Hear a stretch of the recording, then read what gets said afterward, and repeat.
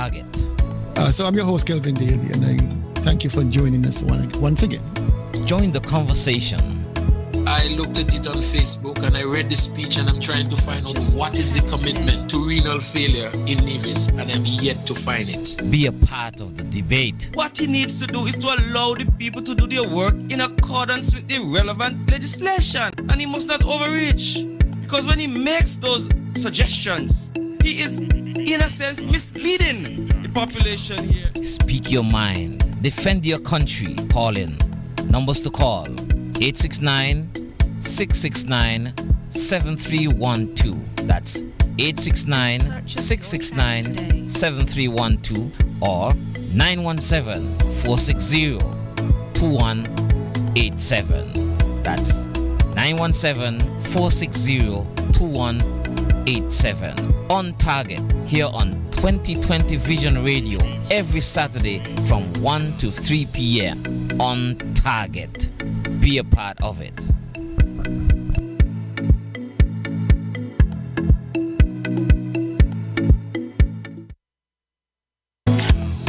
On target. So I'm your host, Kelvin Daly, and I thank you for joining us once again. Join the conversation. I looked at it on Facebook and I read the speech and I'm trying to find out what is the commitment to renal failure in Nevis, and I'm yet to find it. Be a part of the debate. What he needs to do is to allow the people to do their work in accordance with the relevant legislation, and he must not overreach, because when he makes those suggestions, he is in a sense misleading the population here. Speak your mind. Defend your country. Call in. Numbers to call: 869-669-7312. That's 869-669-7312 or 917-460-2187. That's 917-460-2187. On target here on 2020 Vision Radio every Saturday from 1 to 3 p.m. On target. Be a part of it.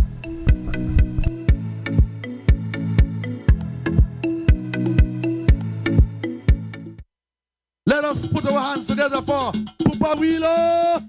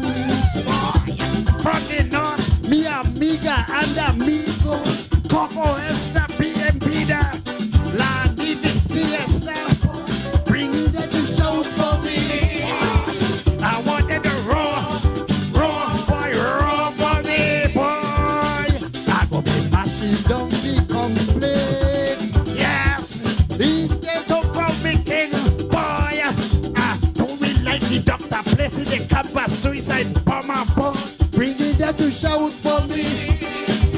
I want them to roar, boy, roar for me.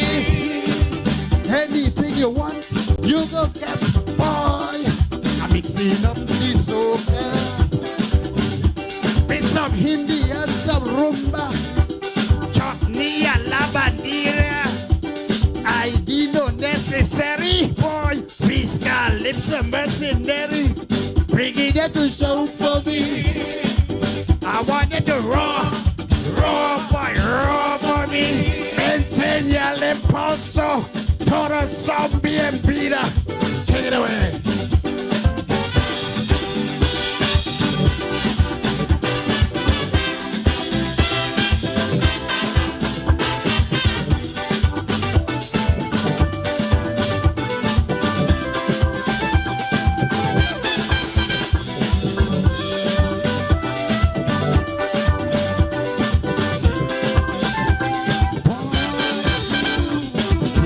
Regional fans decreasing. Boy, by the numbers they keep dropping. Nobody don't shout no more like they used to shout before. Boy, these grunting fans they crumbling about promise songs. Fail on delivering. Boy, start song and can't finish it. It's standard English, singing stupidness, nonsense. Why don't you sing a song and dance again? Tell me what happened to me fair share when the money disappear. Ooh yeah, boy. Stuart Chipping question here. Bringing them to shout for me. I wanted to roll for me. I will be rocking down the complex. Yes, if they don't call me king, boy, I don't really like the doctor. Placing their campus suicide bomber. Bringing them to shout for me. I wanted to roll for me. I'm gonna be mashing up the complex. Yes, if they don't call me king, boy, I don't really like the doctor. Placing their campus suicide bomber. Boy, bringing them to shout for me. I wanted to roll for me. Anything you want, you go get. Boy, I'm mixing up the soca with some Hindi and some rumba, chutney and la bandera. I didn't know necessary. Boy, we got lips of mercenary. Bringing them to shout for me. I wanted to roll for me. Maintain your impulso. Todo zombie and Peter. Boy, take it away.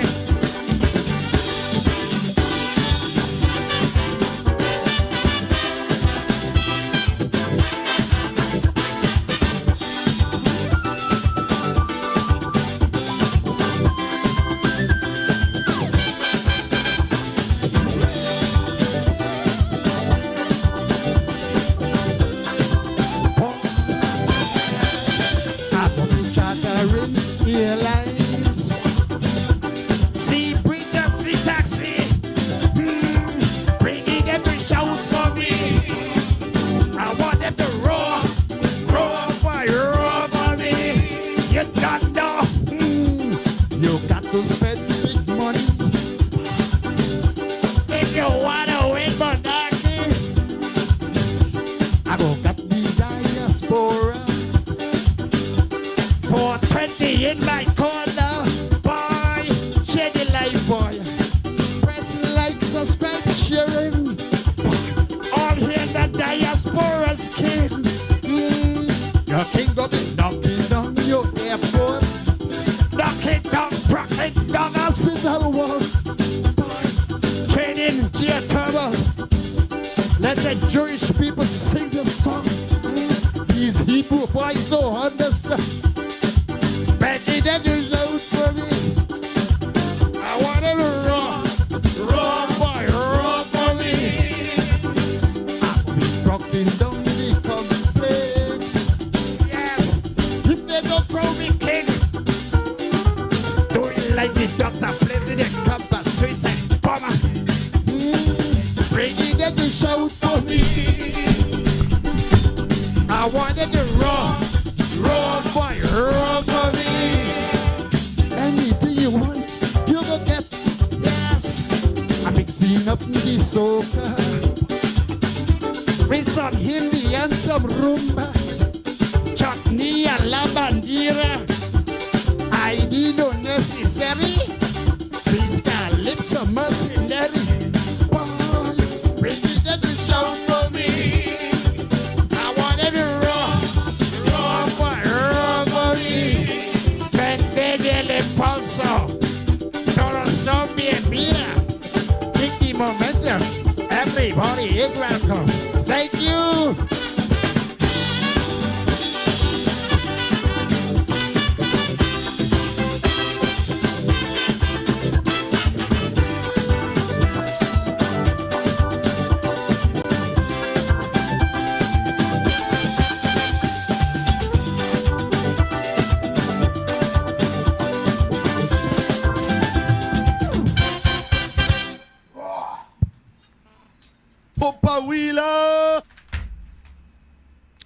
All right.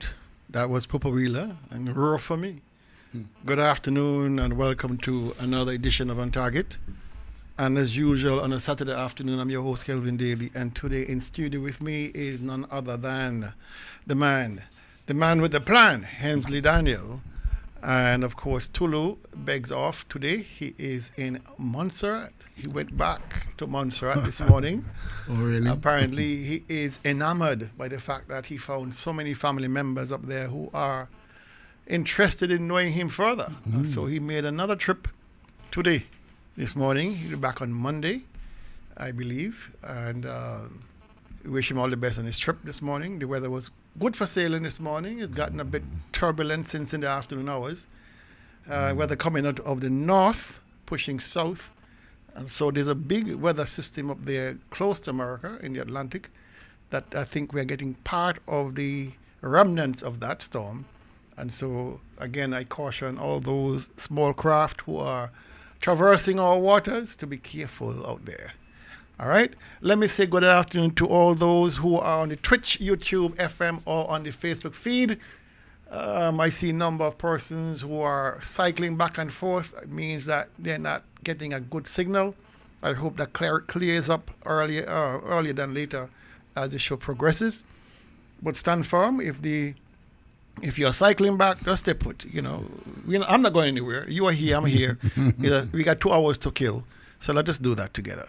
And let me say go down to Jetty Taylor. Again, 10th week in a row, number 1 on the board. And I know he's loving this. He's rubbing it in the face of everybody, especially Loretta Clark Wheely up there in Florida, who I had the distinct pleasure of speaking today with. She was having lunch with a very good mutual friend, Spurgeon Nisbet, who sent me a lovely picture back in the day when Miza got married. And so we went up to Boston for that wedding, my brothers and I and some friends. And he sent me a lovely picture of that wedding. I didn't realize that I looked so good back then. I looked like a little gentle Jesus, meek and mild. I'm now a beast. You look like what you should be. Oh, time has been my enemy. No, you have deviated. And, I've deviated from the ways. And Mrs. Helen Daly would rise up with her whip.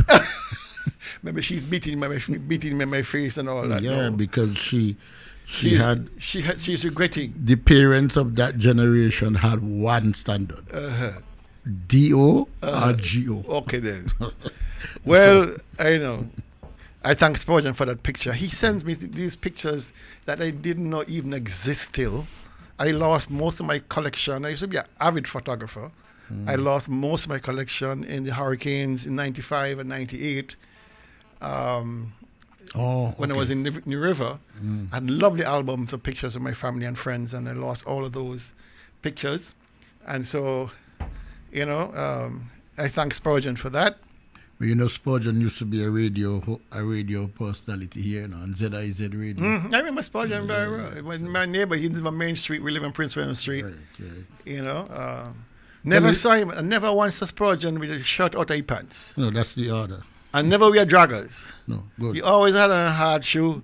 Nice. And gabardine pants and, nicely attired. Right. And I saw him to lunch today with Lelsey Q. They had me on video call. And he's there the same exact way. Not a change. Right. Shirt buttoned up to his neck. I'm sure if I saw his shoes, he'd be wearing leather soled shoes.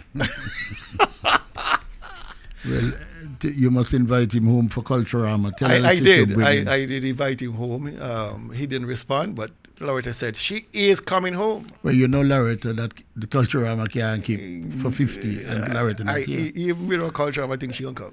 And also, I think you have an obligation to provide that brew.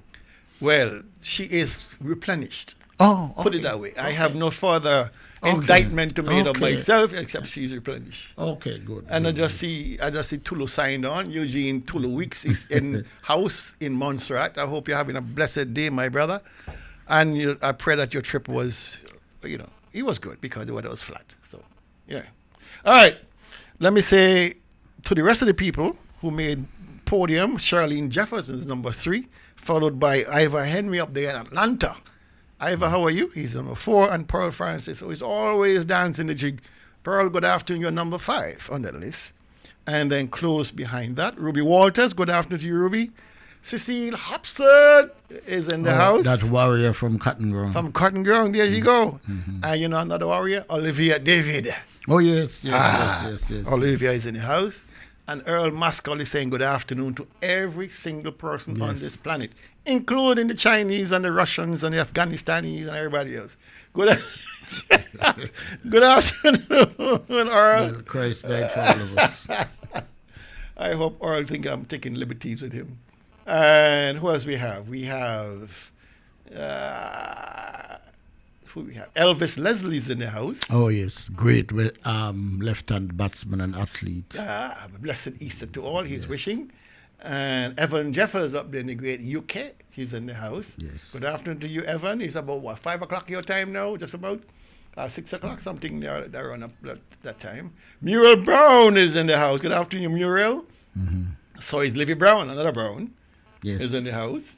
And you know this person, Catherine France, is in the house. Good afternoon, she says. And Lucilla Webster, are you in St. Kitts, Lucilla? You're back in the States. I don't know. You're always going someplace. Keep moving. You keep moving, you know. And who else we have? We have Corvin Wilkin is in the house. And he's wishing everybody a good afternoon. All right, as the time passes, we, of course, revisit the board and see who else signs on and send you greetings. I see Vaden Jones is now signed on, so it's Colin Walters. Yes. And Colita. No, which Colin Walters? The one from Mr. Walters at the Public Works and the architect. The architect. Okay. Very wonderful architect. Okay. Good person. I've known him since we were boys together. Because there's a Colin Walters who is a pharmacist from Morningstar. Well, he was here too. He lives in Anguilla, New Jersey. Yes. Oh, but this Colin, he used to live in Bath. Yes. He went to school with us. Lyman's brother. Yeah. To a few classes down. Yeah, he was a young boy to us. Yeah, seniors. We used to cuff him and they said, boy, go back down the block. You don't belong up here. Those days, you don't come up on the fifth farm block. No, you didn't. No, everybody mix up. Fifth farm was... Standards drop. All right. Nola Martin just clocked on. And Nurse Martin, yes. Yes. And then Lucilla Webster saying she is on St. Kitts. Okay. The sweet man is in St. Kitts, so she have to stay close. No, don't divulge the matters, because next week she might be in St. Thomas. Verlin Thompson, how are you, my dear? And who else we have? We have Oral Joseph just signed on. I was wondering what happened to Oral. He normally high up on the board. Yeah, I saw him a few weeks ago. A bit late today. Yeah. I hope you're doing well, Oral. Oral Beaky Joseph. Yes. Okay, so that's it for now. Oh, Marvin Halley just signed. Marvin, what are you watching me for? Marvin from the great state of Fountain. Marvin, my friend, don't let Henry dissuade you from listening to us here. No, he's from the great state of Fountain. Great state of Fountain. All right, so let me wish everybody, whether you're on any of the platforms, a special happy Easter. And I hope that your Easter is going well. It's a 4-day weekend, so be careful out there. I try to stay close to home because there's some crazy people on the road. And tomorrow they have drag racing, so it's going to be even crazier. All right, so drag racing should be on the strip, not on the road. And people racing back and forth, so please be safe out there. If you're going to the beach, be warned, especially if you're close to the Atlantic side, from Orly Beach going back to Herbert's Beach. If you like those beaches, be prepared for some sargassum and some seaweed, all right, in your diet, because the water is churned up pretty good. All right, so don't be disappointed if you go there. Just hang out on the stand, dip your foot in the water, have a beer, have something soft, whatever it is. Enjoy the bright sunlight, and you get some vitamin D in return. All right, let me announce the fishing tournament on behalf of Dr. Janice Daniel Hodge. Oh, yes. They're having a wonderful fishing tournament Monday, the 1st of April, All Fool's Day, by coincidence. I hope the weather calms down by then. I know one year we had to postpone the fishing part of the event until another day or another week. But I'm hoping Monday, weather will have passed and we would be getting good fishing weather. So we have good competition. The prizes this year are tell here the prices. outrageous. Oh my God. A motor engine. Engine. An outboard motor engine. Outboard, if you win first prize. What? I got to stay close to Dr. Hodge, boy. She make things happen. But you can't enter unless you're a fisherman, right? What you going to do with an outboard motor unless you're a fisherman? I can use it. Okay. I put it on somebody's back and send them to Redonda to live. I know whose back you have in mind. You're going to put words in my mouth. I have a sense. Let me not say I know. I have an idea of whose back I you don't like get to loyal be. like that already, me no more. So, Agnola is saying that is my sister, not me, the nurse, not Nurse Marty. This is Viola, not Agnola. Oh, Agnola is the preacher. Yes. Yes. Right. Oh, yes. Get that straight. Yes. Get your Martin The straight. preacher and the nurse. All right. And my good friend over there in Bath, come on, time with Chacha. I know Dora's in the house. She just signed up. Yes. I doubt I'll see her daughter today, Adele. Today is Adele's 7th anniversary. Oh, she might send you a photo dining someplace. Yeah, I mean, a wonderful person, wonderful husband, wonderful family. So I wish, Adele, I wish you 10 times 7 more in your anniversaries. And one day we'll get to celebrate when you come to Nevis and bring your husband and family here and have a drink together, you know something soft. A drink or two. All right? So we have Kelston Swanston to sign on. So did Gene Doe. Yes. You know Kelston, right? Yeah, man. Okay. Big cricketer from Jessups. And Lynette Farrell just clocked on. Lynette, how are you? I saw Lynette the other day and she looked so nice. I tell her, girl, you say you, and she says she's retired. She's retired. So I said to her, somebody gonna ask you a question or two. Well, there's nothing wrong with asking a question. All I say is tell no. her she looks so good, somebody gonna ask her a question. Erica Blake, welcome, my dear. I hope you're having a wonderful Easter. Erica, yes. All right. And I think that's about it for now. And so we'll start the show. We remind you about the fishing tournament on Monday. It's 12 to 10. Yeah, 12 o'clock 12 p.m. Midday to 10 at night. Mm-hmm. And so we have lots of games, eating competition, drinking competition, strongman competition. That's kind of what I call it. But tug of war. Tug of war. And then all the fishing competition between the fishers, most fish, biggest fish, blah, blah, blah. All that anchored by good music and good company.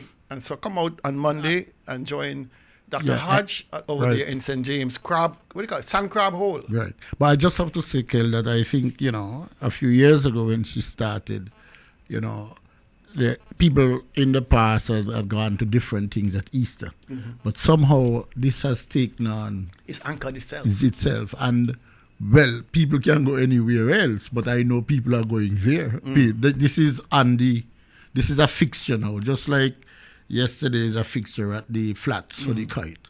This year now comes in very good. Okay, wonderful. All right. Now, last week, Danny wasn't here, but so me and Tulu were here, and we were talking briefly about health matters and supplementation. A number of persons have reached out to me and asked me for more direction and more recommendations, which I've done gladly. And so I figured I'll do it over one more week. I would know today will be the last, because I know people like Jetty wants the hardcore politics and Ivor want hardcore politics. They don't want no health matters or living longer. They want to hear the story. Yeah, but health matters help us to live longer that we can hear the story. I would share with you a little tip for today, or a little bit, I shouldn't say tip, because that sounds so, like I'm in charge or something. But I want to talk a little bit about the effect of aging on muscle mass. All right? Now, there is what I call a direct or proportional relationship between aging and muscle mass. Once you pass the age of 30, and I've long doubled that, once you pass the age of 30, you're going to what you call age-related muscle loss. The fancy name, if you are a person like Dr. Liebert, sarcopenia. Sarcopenia. The loss of muscle because of age. All right, and the data tells us that you lose between 3 to 5% per decade in muscle mass, just by getting older. After you get past the age of 60, that rate increases even further. Wow. All right, now the relationship between loss of muscle and, of course, strength and function of muscles is directly related. The more muscle you lose as a result of age or whatever other condition, the weaker you become, the less strength you have to open bottles or to walk upstairs or get yourself out of a recliner. You lose a lot of muscle function, and it contributes significantly to the degree of disability that you see in older people. You see them being less mobile, difficulty in walking. They are prone to falls, and when they fall, they tend to break something. You know that famous commercial, I've fallen and I can't get up. You know. It may sound funny, but it's a reality for a lot of us, Right. you know, in our elderly years. And the question, of course, going into your elderly years, what is a good percentage of muscle to have going into your elderly years? Right? The results, men and women are just about the same, but the average amount of muscle you want in your body is between 70 to 90%. Of course, if you're athletic, you're more closer to the 90 end. And if you're less athletic, you're closer to the 70 end. But that is a workable range of muscle mass you'll want to have as you get older. And on the opposite end of muscle mass is what you call your body fat. And so if you got 70% muscle, proportionally you have 30% fat. Right. You know, ballpark figures. But the converse, suppose the converse is happening. Well, you got a problem. If you got 80%, if you got 70% 60% fat, fat, oh, 40% no, muscle, you're going to be a blob rolling on the road. your mobility is naturally reduced. Well, yeah, you'll be dead, I would think. All right, so you can go to your doctors. I know people at Dr. Liebert and those persons who are naturopathic as well as other, you know, what you call the run-of-the-mill doctor offices visit. They're able to tell you what your fat index is, your muscle mass. They Body mass index. They can tell you. They have a thing called a skin fold caliper, where you can measure based on the thickness of your skin how much body fat you're carrying, and by deduction, then you calculate how much muscle you're carrying. But Kelly, when you look around in Nevis, even without going by Dr. Liebert, you could tell people have some serious. Well, we're going to get to some of that. Oh, okay. All right.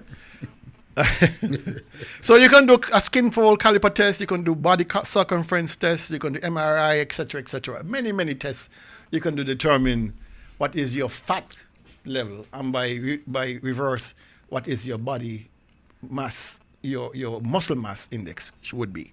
All right. So if you don't go and get those tests, look between 70 and 90%. If you're below that, you got a problem. Not so much more if you're over, but below 70, you are running on being problematic. All right. Now, you may ask a question: the causes of age-related muscle loss. You're not just getting older. You're not just getting older as a cause. All right. As you get older, as for men, our predominant hormone is testosterone. So testosterone reduces, and for female, estrogen, of course, is reduced.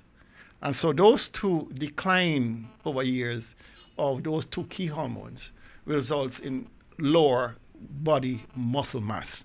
All right? As we get older, we tend to be less active. We don't do things we used to do as youngsters or even as young adults. We don't do them anymore. And so we just decline in muscular activity, physical activity. All right? And then we tend to, as older persons, reduce our food intake. Or you should, you mean? No, we do reduce our food We do, intake. okay. You feel full Quicker. all right? The problem is that you are reducing your food intake, but specifically you're reducing the quality and quantity of very important proteins in your diet, all right? And as we age, perhaps your doctor will tell you, as you age, your ability to digest and absorb food and nutrients and in particular things like proteins reduced. So if you were able to absorb 50%, just using a ballpark figure of what you ate, once you get stuck in the older, that ability to absorb 50% is reduced significantly.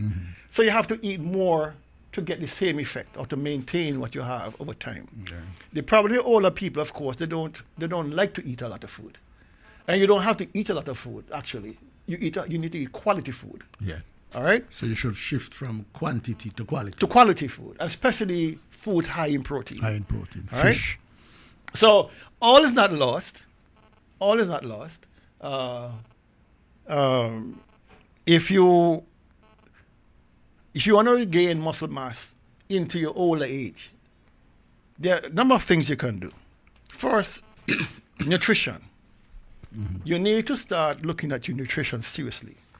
There are 9 essential amino acids that you need to consume almost on a daily basis. Your body does not store protein like that. All right, so you need to eat them fairly regularly. They're called 9 essential amino acids because your body cannot make them.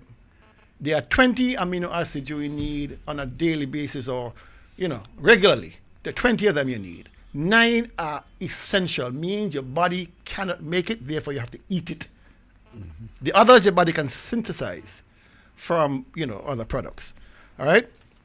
So nutrition is very important. Now, what kind of protein sources are we talking about? You're talking about what we call complete protein foods. Complete protein foods. Eggs is a very complete food. I mean, that's the beginning of a new embryo. That's a baby chicken inside there you're eating, essentially.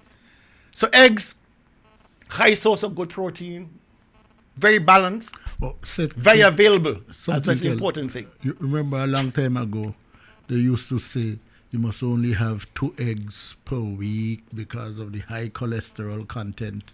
So that is the new research is That's putting garbage. that to. Yeah, that's garbage. Okay. I eat between 3 and 6 eggs a day. Per day. Per day. Oh. I have a fowl farm. So I get them for free. Oh, okay. But besides that, eggs are a complete food. Okay. Are complete food. All right?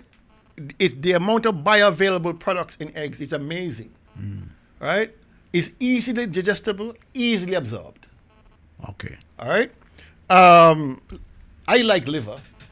I don't overindulge in liver, but I love liver. Liver is very high in vitamin B12. Yes.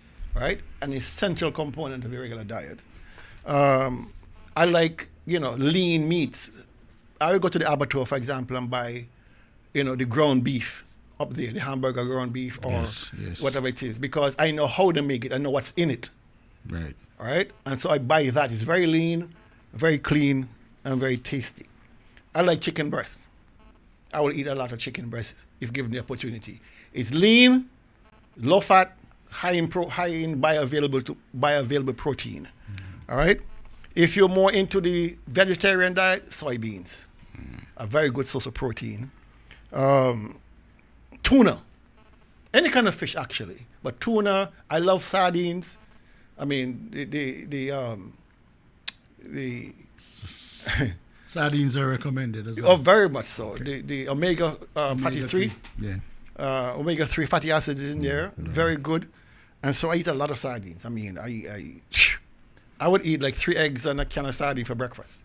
With a small piece of toast, some green tea, and I'm good to go. All right? Now, if you want to maintain your protein mass going forward, you need at least 1.2 grams of protein per kilogram of body weight. I know we like to do it in pounds here. So I did a simple conversion for people. If you weigh 75 kilograms, that's 160 pounds. 165 pounds. All right? That means you need 90 grams of protein to maintain your body mass, your protein mass. Right? If you weigh 75 kilograms, you need 90 grams. And 90 grams is very easy to get because it's spread out over the entire day. 3 eggs is 18 grams. Each egg is 6 grams. A can of tuna is about 28 grams. Right? So 28 plus 12, that's 30 plus 36. 36 grams already gone for breakfast. And then you have a piece of fish. You have a piece of fish for lunch with some veggies. You know, if you're an older person, like you want some fiber in your diet so you don't get constipated. You need a lot of water in your diet. And then, of course, if you are female tend to be a little more. They tend to have a little less body mass, a lot less protein muscle mass going forward. So if you want to build a little more muscle going into your older age, you recommend 1.2 to 1.4 grams of kilogram per body weight. So every packet of food you eat from the grocery store, or you can research it, it'll tell you how much grams per serving. Yes. So you can easily calculate whether you're getting the right amount of protein in your diet. All right? So that's the nutritional part of it. But sorry, Kel, just one question. Yeah. So you're saying to them that you have to pay attention to your protein intake. You need to keep that up to a certain Keep your protein intake up. Okay. All right? Keep your protein level up, because if you do not, and you run into a deficit situation, calorie deficit, and you don't have a lot of fat to burn, then your body starts to catabolize your protein. You start losing protein. You ever notice the older person, you have a lot of muscle atrophy. The muscles tend to waste away. And you see the arms become skinny and flabby. Yes. The muscle is disappearing. The fat is remaining. Oh, okay. All right? You start getting spindly legs and you're getting weak and frail. That tells you right away. And lower energy. Lower energy. Your protein level is not where it should be. All right? So you really need to do it. But the what do you call it now? The coup de grace to regain muscle. You know what it is? Weightlifting. Strength training. All right? Resistance training. That is the key. And it doesn't matter if you're 60, 70, 80. It doesn't matter if you're 40 or 50. If you start strength training on a regular basis, 2-3 times a week, it don't have to be in a long period of time, an hour at the most, and you'll be surprised how fast your muscle comes back to you. You'll be surprised how fast you start becoming toned and strong. I have always said to you that I don't mind dying. I don't want to die badly. I don't want to die being decrepit and weak and feeble. And so I've taken my life in my hands, and 2 years ago I started at 62. 2 years ago I started exercising. I started going to the gym 3 times a week and doing weight training, because I don't want to be disabled by something I have control over. And I'm telling you the same thing. All right? You can change your life around simply by, if you don't want to go to the gym and mix up with people, that's fine. Get yourself a pair of 5-pound weights. You could use a water bottle if you don't want to buy the weights. And you step up to a 10-pound weight, you have them there. So you go through these things called progressive overload, where you start with the 5 pounds and you simply increase up to 10 pounds over time. You'll be amazed how quickly you start to recover your strength, how quickly you start to build muscle, and you just feel your overall health becoming progressively better. Years ago, If you don't want to indulge in weight, then use your own body weight. Push-ups, pull-ups, sit-ups, chin-ups, all those things there. But there's something called a plank, where you lay with your hands out under your body and your feet up way back, and you try to hold to see how long you can stay before collapsing to the floor. All those things add quality to your life and prevent you from degenerating into nothingness. what about walking? Walking is good for 2 things, right? That's more cardiovascular training. You know, you'll get You get kicking, yeah, system running your system is running good, but it doesn't do much in terms of the muscle. instead of muscle, because let's face it, you walk 10 miles, right? What are you working? You're working your legs, Yeah. right? You're not going to build your legs by walking. You're going to build muscle by walking, right? So it's easy. All the data is showing once you start getting into the older ages, the best remedy for muscle loss is weight training or resistance training. Any method along that line, you can go to your doctor, you can go to a trainer and say, listen, I'm tired of being so weak, I want to change, I want to do this. All right? So, Well, Kel, growing up, we used to have it's amazing. We used to have a rudimentary approach. We take 2 6-inch blocks and we run a piece of wood through them. and lift. And we'll just lift them Yeah. like that. And that in and of itself. That's Of a course. simple Listen, thing. you can squat with your own weight. Yeah. So You can be in your bedroom, get up in the morning, and you do 3 sets of 10 squats. And next week or so you go 12. You do 3 sets of 12, progressively increasing Right, the resistance, and you'll be surprised how quickly your body turns around. Your whole attitude changes, and if you're a man like Hensley and me, the exercise does wonders for you in bed. That is not for public. That is not for public consumption. You will think that that instrument between your legs that is only good for one thing: once you pass 60 is to urinate out of. Believe me, you will recover it. It will see light again.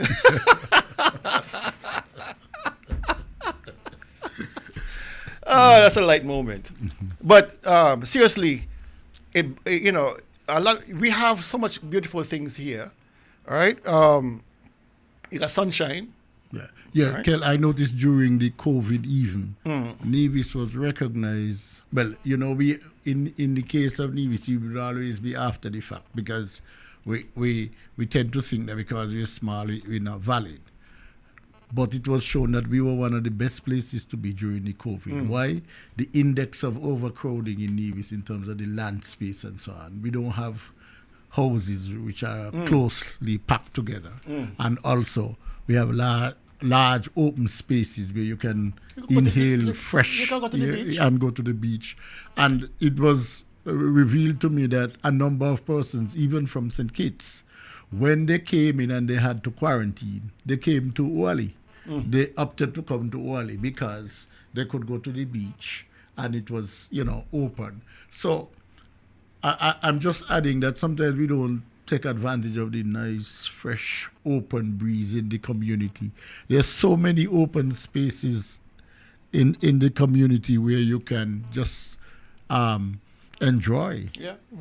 Well, Dr. Libert is asking to advertise an event, and he says, please share our event on Easter Monday. This is Monday coming. Nevis Community-Based CBR. Rehabilitation Advocates is having a fun day to help raise funds for a Rehabilitation Day Center program here on Nevis, targeting persons with disabilities and the elderly. Wonderful. Yeah, the CBR. Wonderful. These are on Friday mornings on this radio station. Yes, but this CBR. is a wonderful thing. I mean, we're all heading there. Yeah. We're all heading there, and I would like to know that, I can become a member of this community where persons can share, their routines and stuff like that. That's good. Thank you, Dr. Libert, for that. Kel, you mentioned something earlier about you. As you grow older, you have to avoid the risk of falling. The former Senator Lieberman from Connecticut, he died a few days ago, and they said the cause of death is complications from a fall. So he was 82 years old. He was quite lucid and quite functional, but you get a fall. And you're done with it? And that's it, So I'm saying that to say to our people, be careful, especially after you reach 60 and 70 and so on. When you fall, you damage nearly every part of the body. And you stay long to heal. It's very long. Very long to heal. Somebody asked me to repeat the vitamins that I recommended last week. All right, I'm going to do that now. So get a piece of pen and paper ready if you're interested in knowing what I use. And I say this because I know I don't take in enough of what I require because of my diet. All right, so I supplement my diet. If I know I'm going to be eating a lot of spinach this week, I would not take magnesium. I don't need that. Okay, All right, but spinach, those things are not always available. So I monitor very much. I mean, I don't walk with a pen and pad. Mentally, I make a note of what I eat. And so if I know I'm not going to eat this particular nutrient, then I will try to supplement with very, what I term appropriate supplements. All right, so if you are, the brands I use, let me start with that. The brands I use again are called Pure, P-U-R-E. The next one is Thorne, T-H-O-R-N-E, and the other is Core, C-O-R-E. And those vitamins, the magnesium glycinate is what I use. If we tend to be very deficient in magnesium, so I use a lot of magnesium supplements. That comes from the company Pure, brand name Pure. I also use vitamin B complex, and that comes from, again, Pure. And I also use vitamin C, that comes from the Core brand, soft gels. And so those are the three ones I use, and they're very digestible, but very friendly to your stomach. I do not get any stomach upset like I used to get from the cheaper brands, those one-a-day multivitamins, some Centrum and those things. I can't take those. Simply something about the how they're packaged inside those hard-coated tablets just don't agree with my stomach. And so if you can stomach them, that's fine. But magnesium glycinate, vitamin C, and of course vitamin B complex, and if they're methylated, so much the better for you. All right? Okay, so that's it for our health tip for today. And so we're moving on now to the meat of the matter. You would have heard and seen all the wonderful pictures, Danny, of the grand opening over there at the Oli Water Taxi Pier of the Blue Building. Yeah. But you and I know how openings go with this government. Openings and closings are one of the same thing. Or non-functioning, let me put it that way. Well, they had the opening. Let's give them the credit for the opening. They had an opening of the doors on March 20th, which is last week, Thursday, 2024. Last week, Thursday, they had the opening. All right. The pier, remember, the two part. Phase 1 was the pier, phase 2 was the building. I don't know why. But be that as may, I congratulate the government on fulfilling the obligation to have a administrative building, even though it's 5 years late. It was open on March 28th, last week, Thursday gone, 24th. And so 5 years later, given CCM's track record, 5 years is pretty much average for completing something. I tell you. So we are in two different baskets. The Nevis Reformation Party does these things in much less time.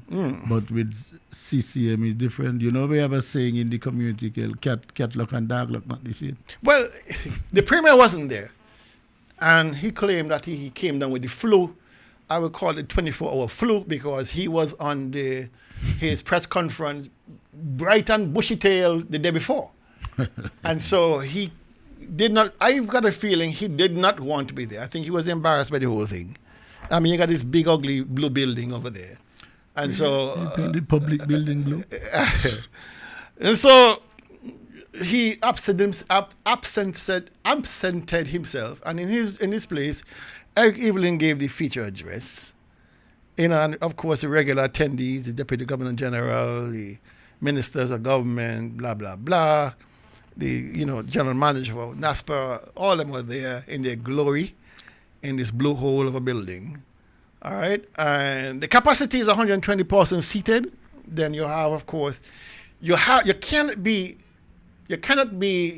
a part of the CCM administration without having a VIP lounge. For what? Then there's a VIP lounge with plush upholstery and TV on the wall and all sort of things. Coffee and tea. You know, Juice. I'm telling you. So the VIP was a standout Wine and feature. cheese. All right. And then, of course, you have the bathrooms, the ticketing booth, and you have also, what else I have? Oh, an administrator's office. And I wondered, who's going to sit in this office? Who's going to sit here? And I started thinking, the only person logically can sit there is Zook Jeffers. He's the only person going to put there. To manage the Yeah, building. because there's a computer desk, there's filing cabinet, all kind of things inside there. Who else can sit in there? You know? So I kind of think that office was for him. What I found amazing, though, when I listened to Eric's speech, he was like, this is a new chapter in the history of NASPA. I'm like, A chapter? this not even a verse. A line. This is a line in the history of NASPA. Exactly. Not a chapter. But these fellas got his way of hyperbolic, No. talking about things in such exponential ways, hyperbolic ways, a chapter. No, focusing on the fluff rather than the substance. When you open a building, it is supposed to tell the society, since it's the public money it is, what opening the building will do for the improvement in the transport of the... Is it the case that if you have to get an early morning flight from St. Kitts and you have to go over, is it okay to assume that it will be open throughout the time, that you can come in, have a cup of coffee and then go on, Or is it No, that... the coffee is just for the VIPs. This CCM administration keeps setting a distance between itself and the people. You're right. And I wonder if the people don't see. You see the same thing happen over at the Mondo Track, Kel. You set up a VIP lounge and you don't put anywhere. So when rain come, they wet the voters. Well, But the ones who they vote for will be in VIP. So who vote? The voters. So if they want to get wet, whose fault is that? I am saying, Lord have mercy, continue to see how the government is wetting you down. Yeah, of course, we know that. But when you going to rise up? Well, I'm telling you. So they had this opening. You were invited, Kel? You seem Me? as if you were invited, because you have all them details. I wonder if you were... The funny thing is, I dropped a friend over there on Friday. Mm-hmm. My brother Gus, his niece and her husband were traveling back to Canada, and so they asked me for a lift. Okay. And I took them over there, expecting them to be processed through Right. the new facility. When they're ready, right? They're still under the tent. Everything's still outside. So what is the purpose of opening the building? I don't know. But everybody was still being processed. The ticket booths were outside. The tents are still there. The benches are still there. Yeah, but, And the building was closed. oh, my goodness. So I don't know. But it open. He had a grand opening on Thursday. So you think that, okay, it's open. They're ready for business. Why have... People still going through the tent and sitting down on them hard benches. And I so saw somebody said, even today, nothing has happened. Nothing has changed. I think it was Tanya Powell put out some things that today, nothing has changed. So I don't know when they intend to open the opening. I don't know when they start. No, the problem is that the government sees the citizens. It comes from the level how condescending the government is in its operations. I opened the building for you, Kel, but you are saying to me, let me remind you, you're not really up to the standard to use this. We don't really want to give you the opportunity to benefit from whatever amenities there are. So go ahead under the radar. Go ahead. And I would want to know. who you could ask, Kel? Suppose you want to know when build the building. Okay. I don't know. Suppose you're taking you next, another friend asks you to drop you over there tomorrow. You're going back to the same tent again? I mean, oh my goodness. Well, Fluff is the thing in Nebis, no substance. Fluff. well, they had if you're going to do analysis, they had the opening, they had the groundbreaking ceremony for the poultry processing plant in June. of last year. June soon come. June, all right, of last year. Another June is on its way. 2 months from now is And June. we have no clue as to when exactly this building and the processing plant will be operational. They are telling farmers quite succinctly that the reason why they can't start is because they had to reopen the bidding process for the building. Now, I find this to be kicking the can down the road because what happens? This government is on a record that they don't give a damn about tendering. And they don't care about processes. There are so many contractors over the years who have done work for them by a simple phone call. I can name at least a dozen of them. Those guys who built the extension to the vet clinic, those guys who built the extension to the abattoir, those guys who did all the work up there at the complex, there was no bidding. As you said, vet clinic, that open yet? That functioning yet? Not officially. It's still largely empty. So after spending all the money. Yeah. So a lot of money came in as gifts and grants, eh? Yes, from people. But they're not gifted to the government. They're gifted to the people of Nevis. It's on behalf of the people of Nevis. And Jesse Taylor is reminding me, the same system that painted the hospital before he finished. Yeah. This government here. Fluff. This government here. I had the privilege of participating in a house building for my family. And the paint, as you all know, is the last thing to go onto the house. Absolute. The absolute last. These fellas here paint the building first. You cannot make this up. Why they paint it first? Because the premier says he wants to give the appearance that this is not a construction site. Well, what is it? Until you finish, you are in a construction site. Whoever said being in a construction site is a bad thing? Well, that's an abnormal thing. So are you hiding the fact you're building a hospital? You're hiding. Well, you have to kill. After 6 years and it's not finished, what else do you do? And the society needs to rein in the politicians. Rein in the politicians. Bring them home. Send them home. Anybody who can defend this year this problem this government has, please pass me straight. No, it's criminal to defend it. Because there's no conversation that I could have with you if you're going to agree that the premier had every right or had rightful intentions by painting the hospital before he even finished.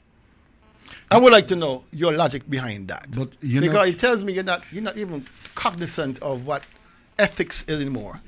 And I have just very briefly, I have an article here from the Leeward Times of 2004, an editorial by Howell Bramley. It's entitled, "It's Time for People to Assert Themselves." And it says, government is not intended to be a criminal enterprise.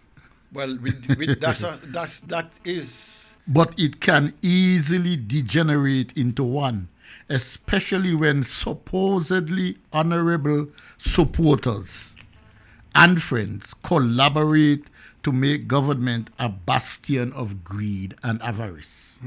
Any section of the news media which facilitates the slide down the slippery slope to corruption by keeping silent will be harshly judged by history, the sooner the better. And then it goes on to say, it is a pity that so many of our church-going people do not seem to understand how corrupting corruption can become.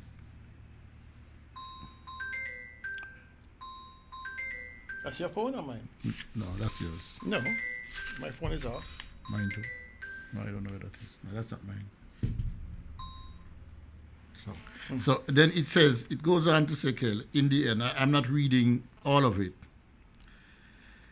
It is about time our people awake with a vengeance from their slumber and trustfulness. The secret sign of that awakening is when a people realize the danger of allowing the officials they elect to get away with their policy of silent arrogance. Oh, this is the land phone. Okay, hold on. Good afternoon, on target. Good afternoon, gentlemen. Mr. Daly, I got a very interesting question to ask. Okay. Because I've been asking all week and I can't get a response. All right. But let me ask Mr. Daniel this before I ask you that question. All right. Mr. Daniel, when you were an elected representative, you had a constituency office, right? No. You never did? No, I used to go to Bath certain days, Brown Hill certain days, and I'd go up on the flat on certain days. But never. Okay, but you identified a location. You identified the location where you used to go. 3 locations. Okay. Question. Did you have perhaps a secretary or whatever the case may be who would take notes? And I had someone who would come with me from the constituency in their private capacity, not paid by government or anything like that. One of the supporters of the party would always volunteer to come with me. Now, I'm asking that question simply to find this out. Where is the constituency office for St. John's? In St. John's? Yes, for the current premier. I am not aware that there is any such office. Now, this is kind of difficult for me to really accept based on the fact that we are a democratic system that is supposed to always be providing the receipts to the people for whatever monies are being spent, because the government is the people's purse. Mm-hmm. Now, if the premier has a constituency office, I've never heard anyone say where it's located, whether he keeps constituency meetings or whatever the case is. If you have a matter and you want to take it to him, you can go and discuss. Mm-hmm. But I would like to see a system where all of the receipts from monies paid on a monthly basis to a minister, an elected representative, who is getting constituency allowance, which is the people's money, mm-hmm. to produce receipts at the end of each year to show how these monies are being spent, because I believe we are one of the most reckless society since we came up with this democracy system. Mm-hmm. Nobody is giving an account of anything that they're doing. But when election time, we're making the most noise, we're picking the most fights, and we're trying the most bucks. Mm-hmm. If you are asking me as an individual to come and pay my taxes and have a receipt to show, mm-hmm. you are supposed to show me how you spend my money. Mm-hmm. I want to see receipts from a minister who have 2 constituency allowance, mm-hmm. who's supposed to have a constituency office, because if you don't have that office, then you shouldn't be getting the money. Mm-hmm. Like I said, they pride themselves on receipts. Please, I want to see receipts. I want to know where the constituency office is. Mm-hmm. I want to be able to go to the office and make a report and talk to a human. Not take me to Jamaica to make a report to somebody who knows about Nevis and Nevis issues. Because next thing you know is a call center you're going to. Right, right. I want a human person to be able to deal with my issues. So I'm just asking that to get clarity on that. Okay. Because I honestly believe that the constituency money that is being paid to any minister that can't show where the money is being spent, that money should be paid back to the people. All right. Right. Thank you very much for that. Thank you. So, well, we all know. You know, Kel, so I take note of the caller to say that the problem is he was mentioning that we reckless. The $2,000, well, in our time is given, but it is for the auditor, what's he call him, the auditor general and so on, to keep those records and all of that, and to hold the representatives together, because it seems to me, and this is in relation to the caller, Kel, I keep saying to people keep saying, that politicians are worthless people. I don't agree. Worthless people come to politics. And if you're worthless already and you don't intend to keep any records, you'll find 1,000 ways of getting around the business. Amen to that. You know. So we were talking about, you were referencing this article by Mr. Yes. Bramble. What year is that? 2004. 2004, and it finally it says, Kel, the possibilities for corruption cannot be overlooked, since corruption is, first and foremost, a disease of power.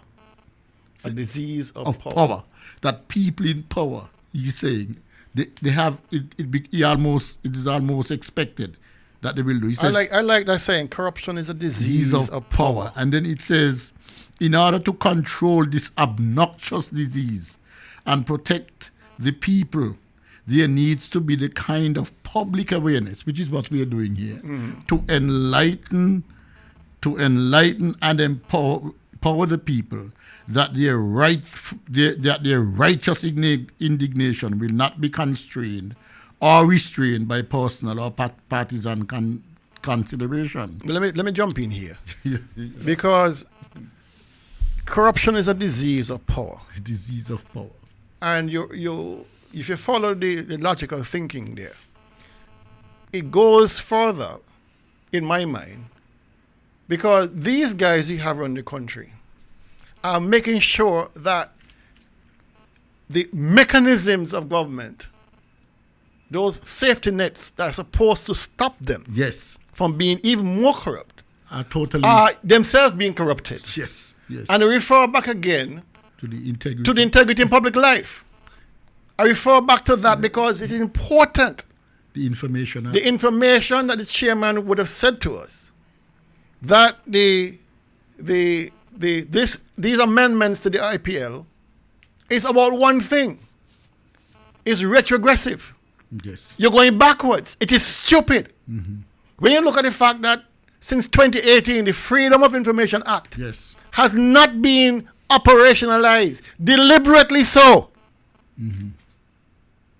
Right? When you look at those things, it tells you that the government is not only interested in corrupting, they are participating in making sure there are no mechanism to hold them to account. True. Why else would you change the IPL? Already weak. Why else would you refuse to operationalize the Freedom of Information Act to keep people like me from seeing the government books? Right. Why else? You know, and again, if you are interested in having a serious debate about these matters of importance, we can have a conversation any day. But if you're going to blindly look away or stick your head in the sand and pretend these are normal, these behaviors are normal, we have nothing to talk about. Right. Pass me straight. Because, Kel, I really do believe that the majority of divisions would like to see things done properly. I believe, but I believe there are mechanisms in the government and people around the government whose job it is to secure money, and as a result, the corruption becomes endemic. Because he is corrupting everything and everybody around him. When you go to the legislature, what manner of man will think that it's appropriate, that it's prudent, that it is ethical to appoint the president of the house to overlook the entire operation of the legislature, and that woman or that person is being paid by you every month as a lawyer in your law firm?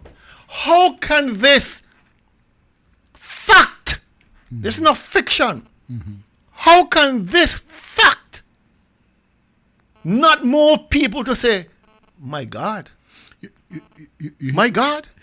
Hear what Bramble goes on to say, Kel. In the absence of an aggressive approach to monitor what governments do, our islands can get governments which are the moral equivalents of the American mafia. We're there now. And then he says, if he concludes, it is about time our people awake with a vengeance from their slumber. The surest sign of that awakening is when people realize the danger of allowing the officials they elect to get away with their policy of silent arrogance and refusal either explain or account for their deeds. Now, this is 2000, Kelly. I am asking you, is it not still relevant up to today in 2024? That will be relevant 20 years from now, 1,000 years from now, 1,000 years in the past. This is how criminals operate. They corrupt everything and everyone around them. And so in the milieu, in this melting pot of corruption, none better than none. Yeah. I go back to what Timothy Harris said. None of them can hold a candle of correction to me. Why? Not one of them can hold a candle of correction to me. Because you know what they say? The pot are called the kettle black. All right. The pot called the... So here it is. This is, and the editorial is headlined. It's time for the people to assert themselves. Let me tell you something. You know, I have caught a court case with Zook Jeffers. Everybody knows about it. I can't discuss it in detail. But that case is a matter of them trying to intimidate and to hush people like me up. To shut people like me down and shut this station down. Because we are the eyes and ears of the regular people out there. of course. And the motto of this program here is educating the masses, shining the bright light of scrutiny on the actions of the government. We might not get it right all the time, but our motives are pure. Yeah, exactly. That we must hold this government to account. But there are mechanisms in this country that will try to stop you from doing exactly that. I mean, we are putting a lantern. We are putting a lantern on the corruption. Lantern is a laser light. Okay.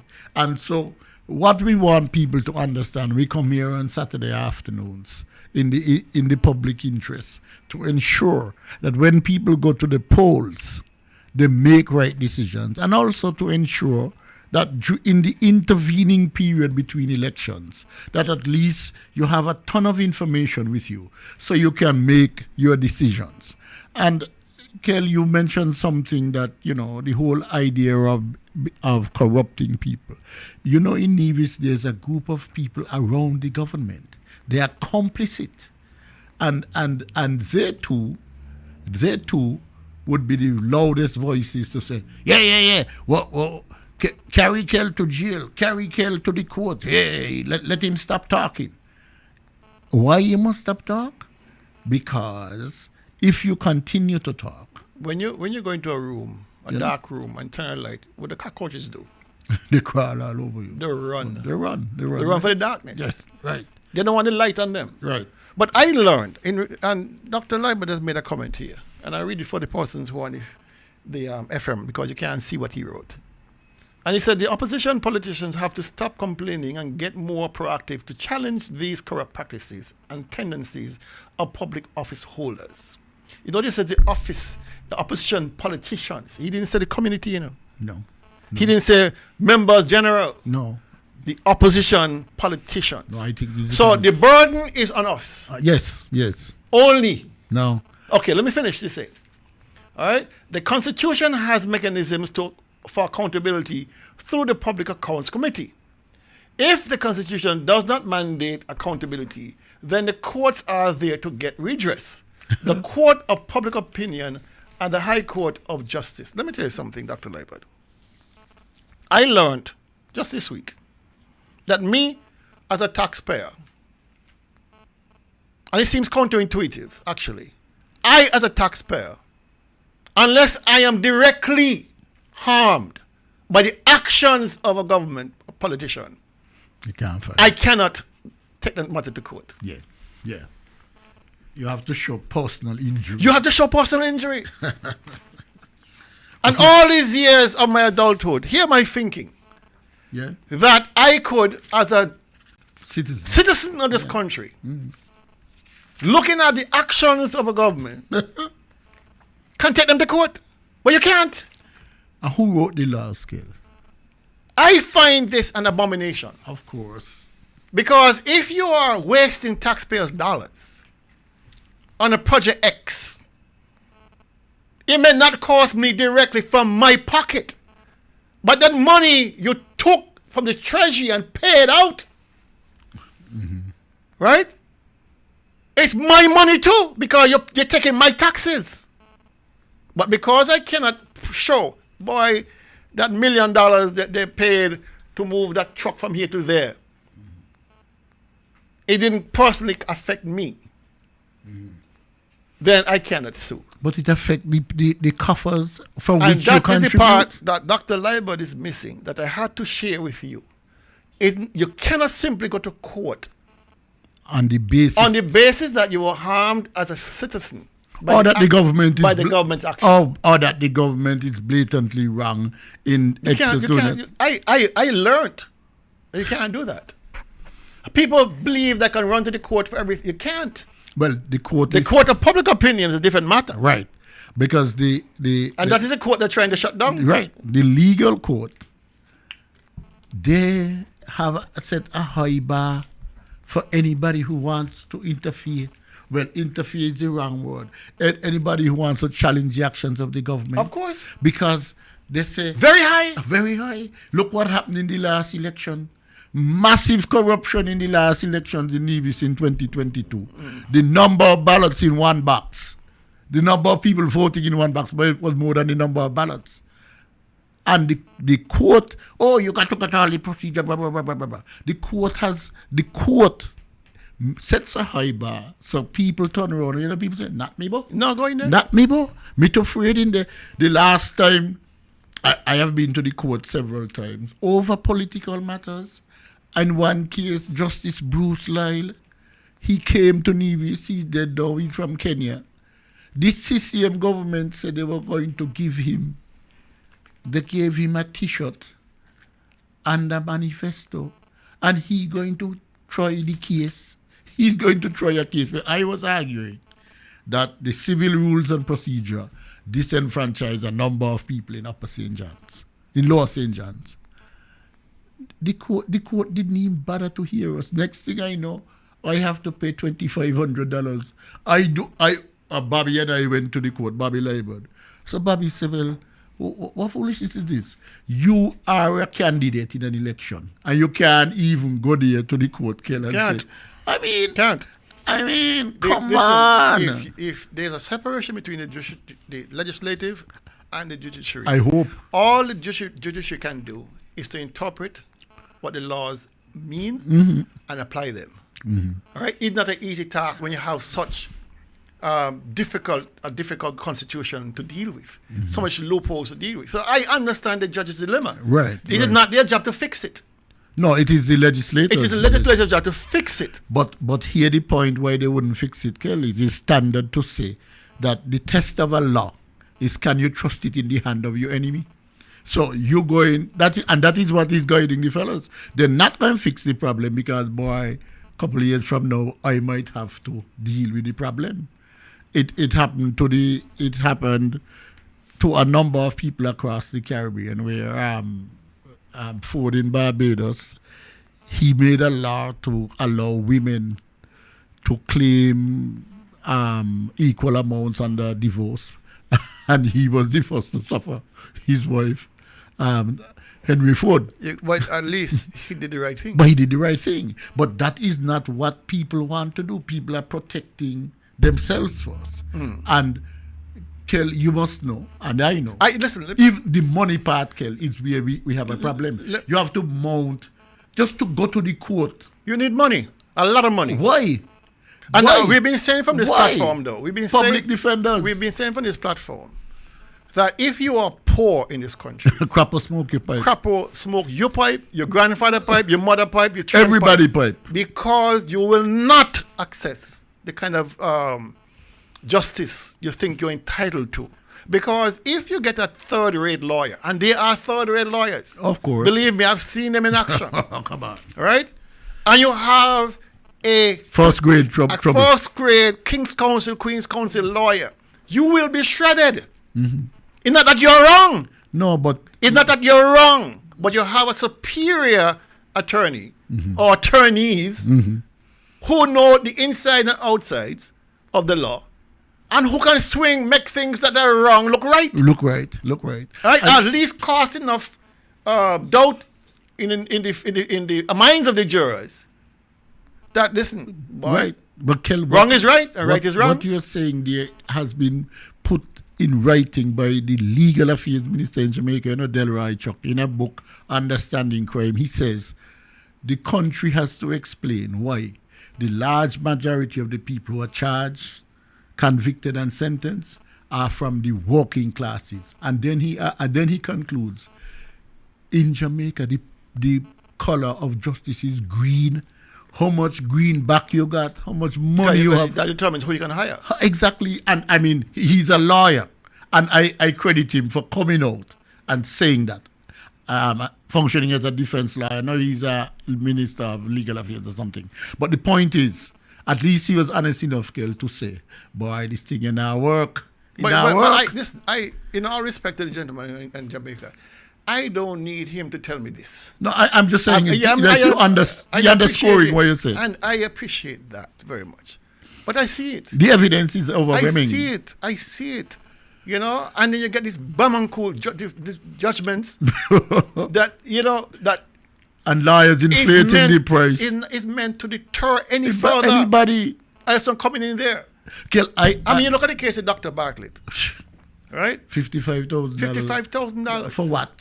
For some half-baked lawyers to come. Come on. You know, Kel, I spent a decade in charge of social services. So I used to go to the court regularly to defend.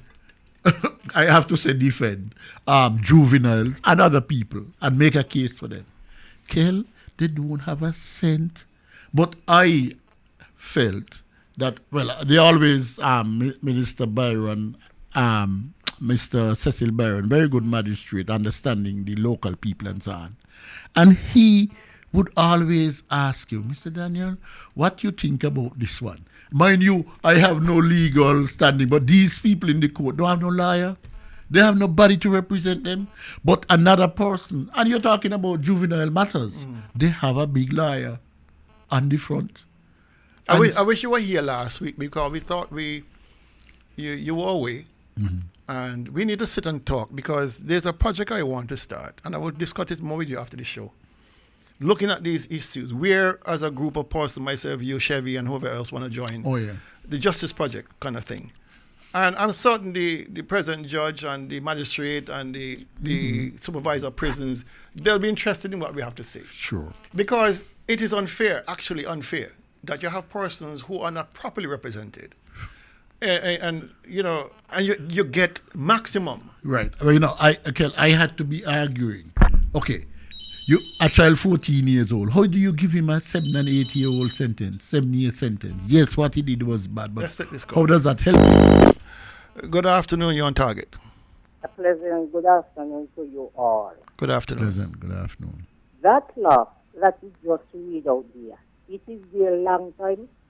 It just happened to come now since them grab us in government. I would like to know that. If that is a law just passed, it is a long time. Because if this just passed, we just mean nobody going to talk and say not go to the court for nothing. So you better we just go down the bed, take a dip, and go. Mm-hmm. If that is it, because I don't see nothing from it saying they have a problem and you got to talk. Oh, everything is liar. Only them one could be liar, human like we. But if them they could think liar, we could think liar too. But they so I really want to know if the law just come up, it be a long time. Because if it just come, well, God have mercy on top of us in this place here. All right. Nobody gonna have no justice and nothing at all. It's gonna be everything downhill. Okay. Thank you very much for that. Yes. You know, Kel, I was saying that imagine you're in the court. You're head of social services. Somebody else is a lawyer. This little fella, they probably were involved in a fight and whatever happened. He's getting the maximum of 6 or 7 years.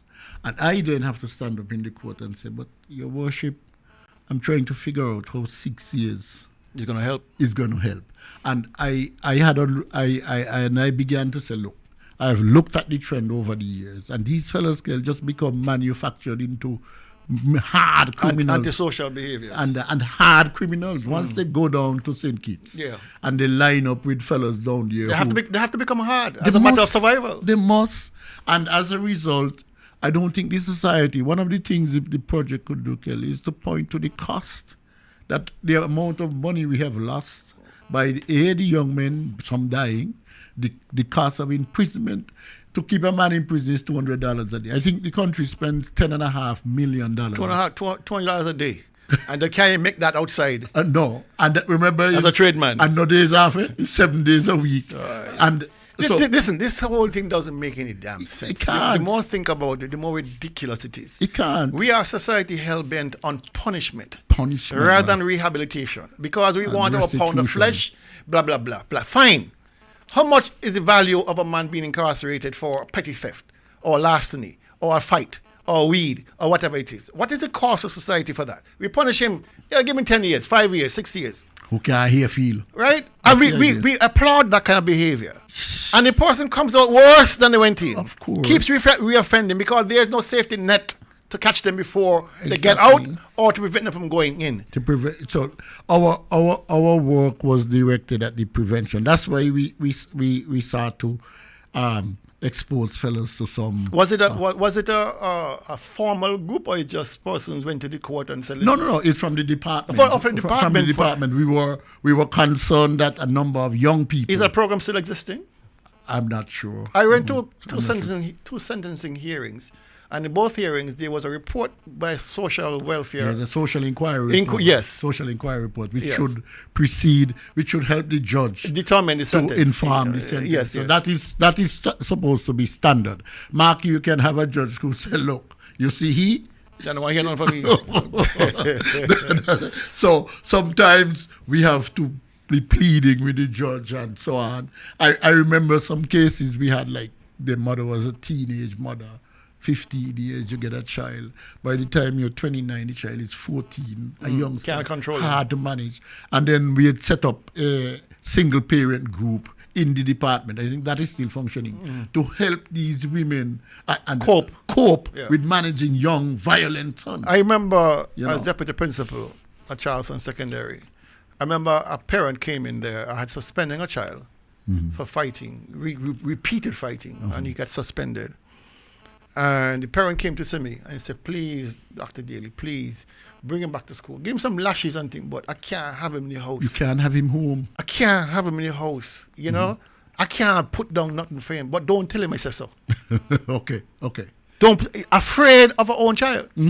Because there is no mechanism to deal with that kind of child. That's why we were running at the department then, and they still do, some parenting education program, something to help the children manage, and also critically kill. I mean, you know, there's an economic component to that. We were trying to get them how to make the best use of the scarce dollars, so they were shopping together and things. One question that stood out of my mind with one of the sentencing hearing him with Justice Thompson. He wanted to know from the young man, what is your plan? Yeah, I've never heard that before. No. Generally, we write, and the judges would say, "Okay, I am considering the social inquiry report."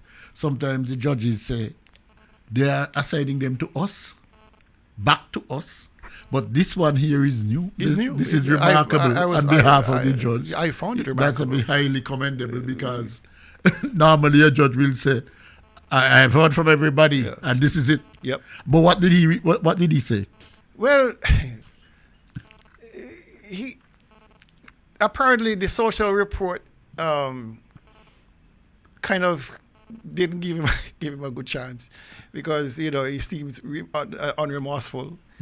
But I didn't make it back at the final hearing because at that final hearing, the parent of the child of the gentleman was to come to give her assessment and to show that she's interested in helping to guide his rehabilitation and all that. So I wasn't there for the final. I missed that because I have another appointment. But it was interesting. That the judge asked. Asking him, what is your plan? Yeah, because normally, I mean, you have to commend the judge and give him high marks because the judge doesn't normally get into this. That took me back a little bit. I was surprised by that. That was quite good. At least you've had, I mean, generally, the judges look at these fellas, and say to them, and begin to consider, well, wait.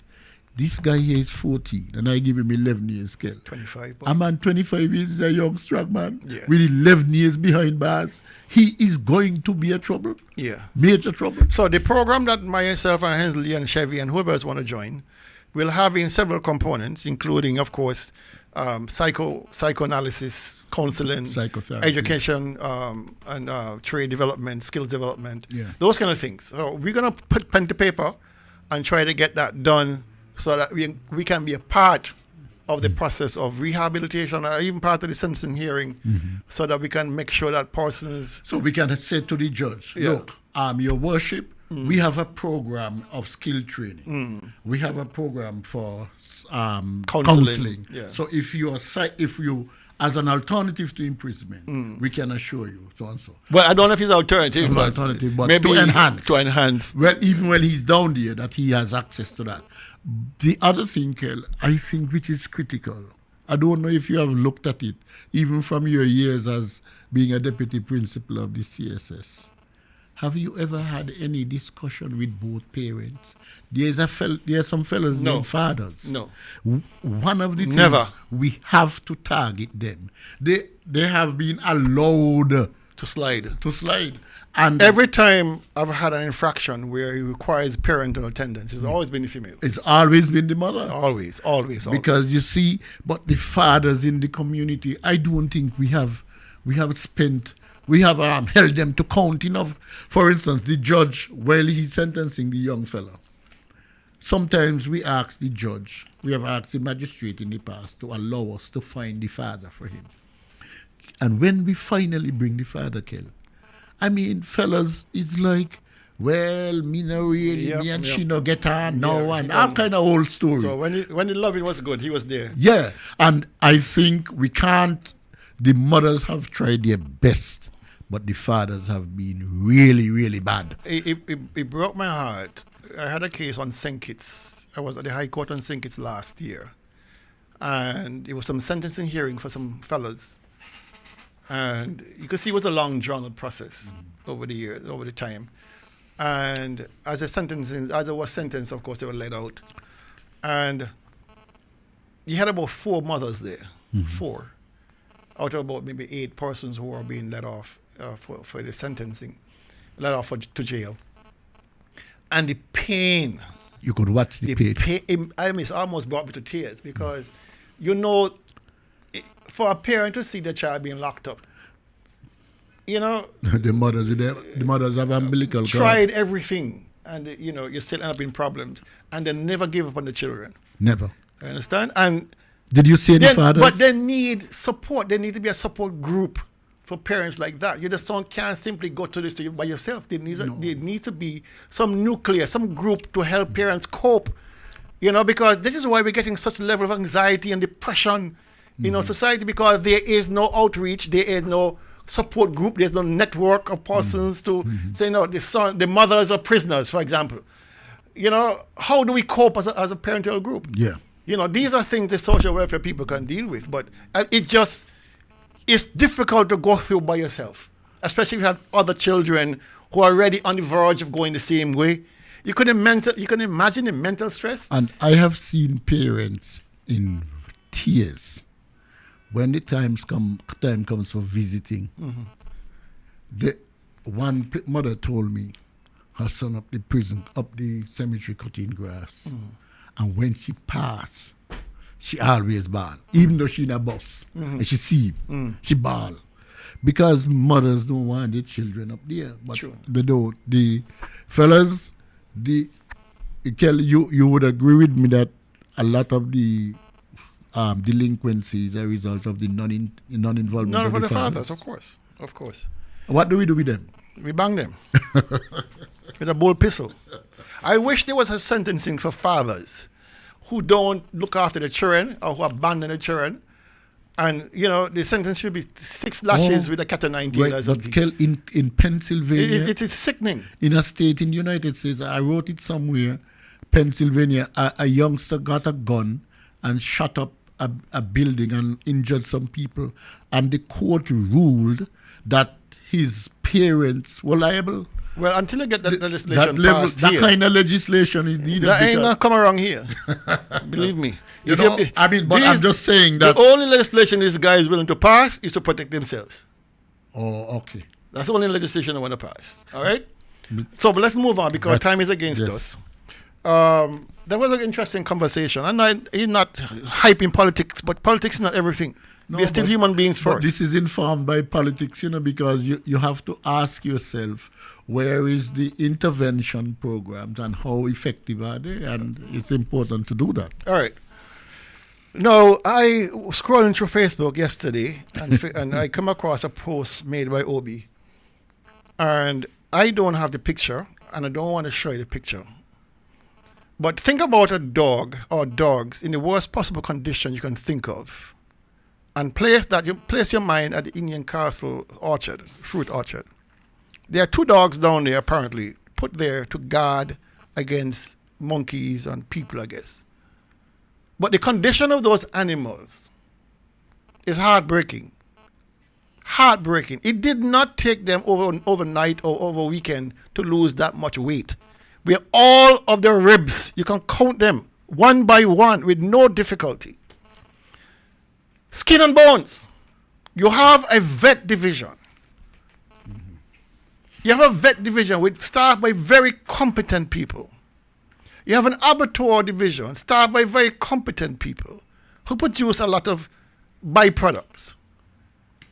You have the Department and Ministry of Agriculture, which I believe would have the necessary resources to make sure they can maintain 2 guard dogs. And to see that heartbreaking picture of those 2 animals down there in that condition tells me this has been a systemic neglect. And I do hope that this government will do something quickly about this situation to ensure that it never happens again. Those pictures were sent to Obi by an expatriate who was taking a casual walk down to the seaside and came across those animals looking like that, can't get out, and being starved to death because of negligence. How can we in the 2024 call ourselves civil? How can we, with a budget of over $10 million for agriculture, can't feed 2 dogs? I love dogs. I have dogs. And they love me and I love them unconditionally. They protect me and I protect them. And if I would prefer me not eating, and I'm serious about this, I would prefer me not eating than have my dog starving. That's how much I care about these animals. And so I found it abhorrent.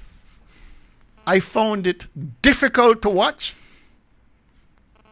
To see in 2024, we have a government, an entire ministry, that cannot look after 2 dogs and to keep them in good flesh and good condition. Kelly, you think that if imagine guard dogs not well fed, well, what will they guard? You really believe they're going to be available to guard? They're not able. So, isn't it reasonable to assume if I don't feed the dog, 2 of my people then can go down and take up everything down there and go along? Well, I'm not sure that is the thinking, but it's logical. But listen. I have come as a permanent secretary in the Ministry of Agriculture. I have confiscated people's animals. Confiscated them because the law gives me authority to. Once you are mismanaging or mistreating those animals, I have the right To take them away to take them away from them. Oh. I can impound them and charge you if you want to get them back. And here we are. The government itself Is doing the doing mismanagement. doing the mismanagement. Listen, I love my friends' agriculture. Most of them anyway. And I don't like to talk about agriculture in a negative way. The minister down. But the minister is from Hanley's Road. He lives right there. And what I understand, he has never visited the orchard since he became minister. He don't care or knows what's going on down there. All right? He has mismanaged that portfolio in a big way. He promised the delivery of the agro-processing plant, of the boiler processing plant, had big rump, can't deliver. He promised housing for rices, can't deliver. He promised all kind of things, can't deliver. The only thing he can deliver is a little walk up now and then. That's the only thing. Last time the excuse by the premier was the minister was occupied with Culturama. And therefore, we're going to get to the processing plant by the first quarter of 2024. But the minister is busier now with Culturama. The minister is busier now. With Culturama 50. Culturama 50. And they're rebuilding the cultural village. And a VIP stand too. They're rebuilding the cultural village. And I do not know how much they intend to spend on the village, but I know that the budget for Culturama is $3 million. Wow. $3 million. And it's being administered through the Minister of Agriculture's head. Wow. $3 million. $3 million. $3 million allotted for Culturama 50. Culturama 50. So what kind of Culturama would you expect to have, Kel, with $3 million? They better got gold toilet. Right? So that is where we at with the dog situation down there. And, sometimes you have to call it for what it is. All right? I do not like to speak ill of the ministry or the department because I was once a member of that. I still feel very close to the department. But this one here, I cannot dig my head down and stand and pretend it didn't exist, it didn't happen, especially when you have it out there on the World Wide Web. All right? All right. Moving on. Last week, Saturday, I believe, it started on Friday night, Saturday morning, we were in the throes of a serious water crisis for over 50% of the population of Nevis. Serious. Completely off. This isn't a low pressure situation or water rationing. Just did not have any water. No water. Right? For some persons, the water came back Monday. For some others, it came back Tuesday. For some, it hasn't come back at all. All right? Now, the well pump at Fothergills, which is one of the largest pumping stations, apparently went down. The pump failed. Pump fails, there's no water going in the reservoir, no water can come to your homes because it's all gravity feed downhill. All right? Now, here's the problem. These wells that the government has were all dug by NRP, of course. And this is no way the fault of the water department. This is a failure of the government. Because since 2017, the water crisis in 2017, they promised to deliver 3 wells. We haven't got any. So much for Culturama. All right? So there is no redundancy. There is no excess. Everything we pump, we use. They can't store because it runs right out to persons who are requiring water. So you can't take a well offline to do any maintenance. Wow. You can't take a well offline to let it regenerate itself. You're pumping 24/7. Wow. from each of those wells. And so there's no downtime. There's no maintenance time. Otherwise, you're going to end up with another crisis of water shortage, and they don't want that. So they run the pumps until one of them failed. How does this solve the problem long term?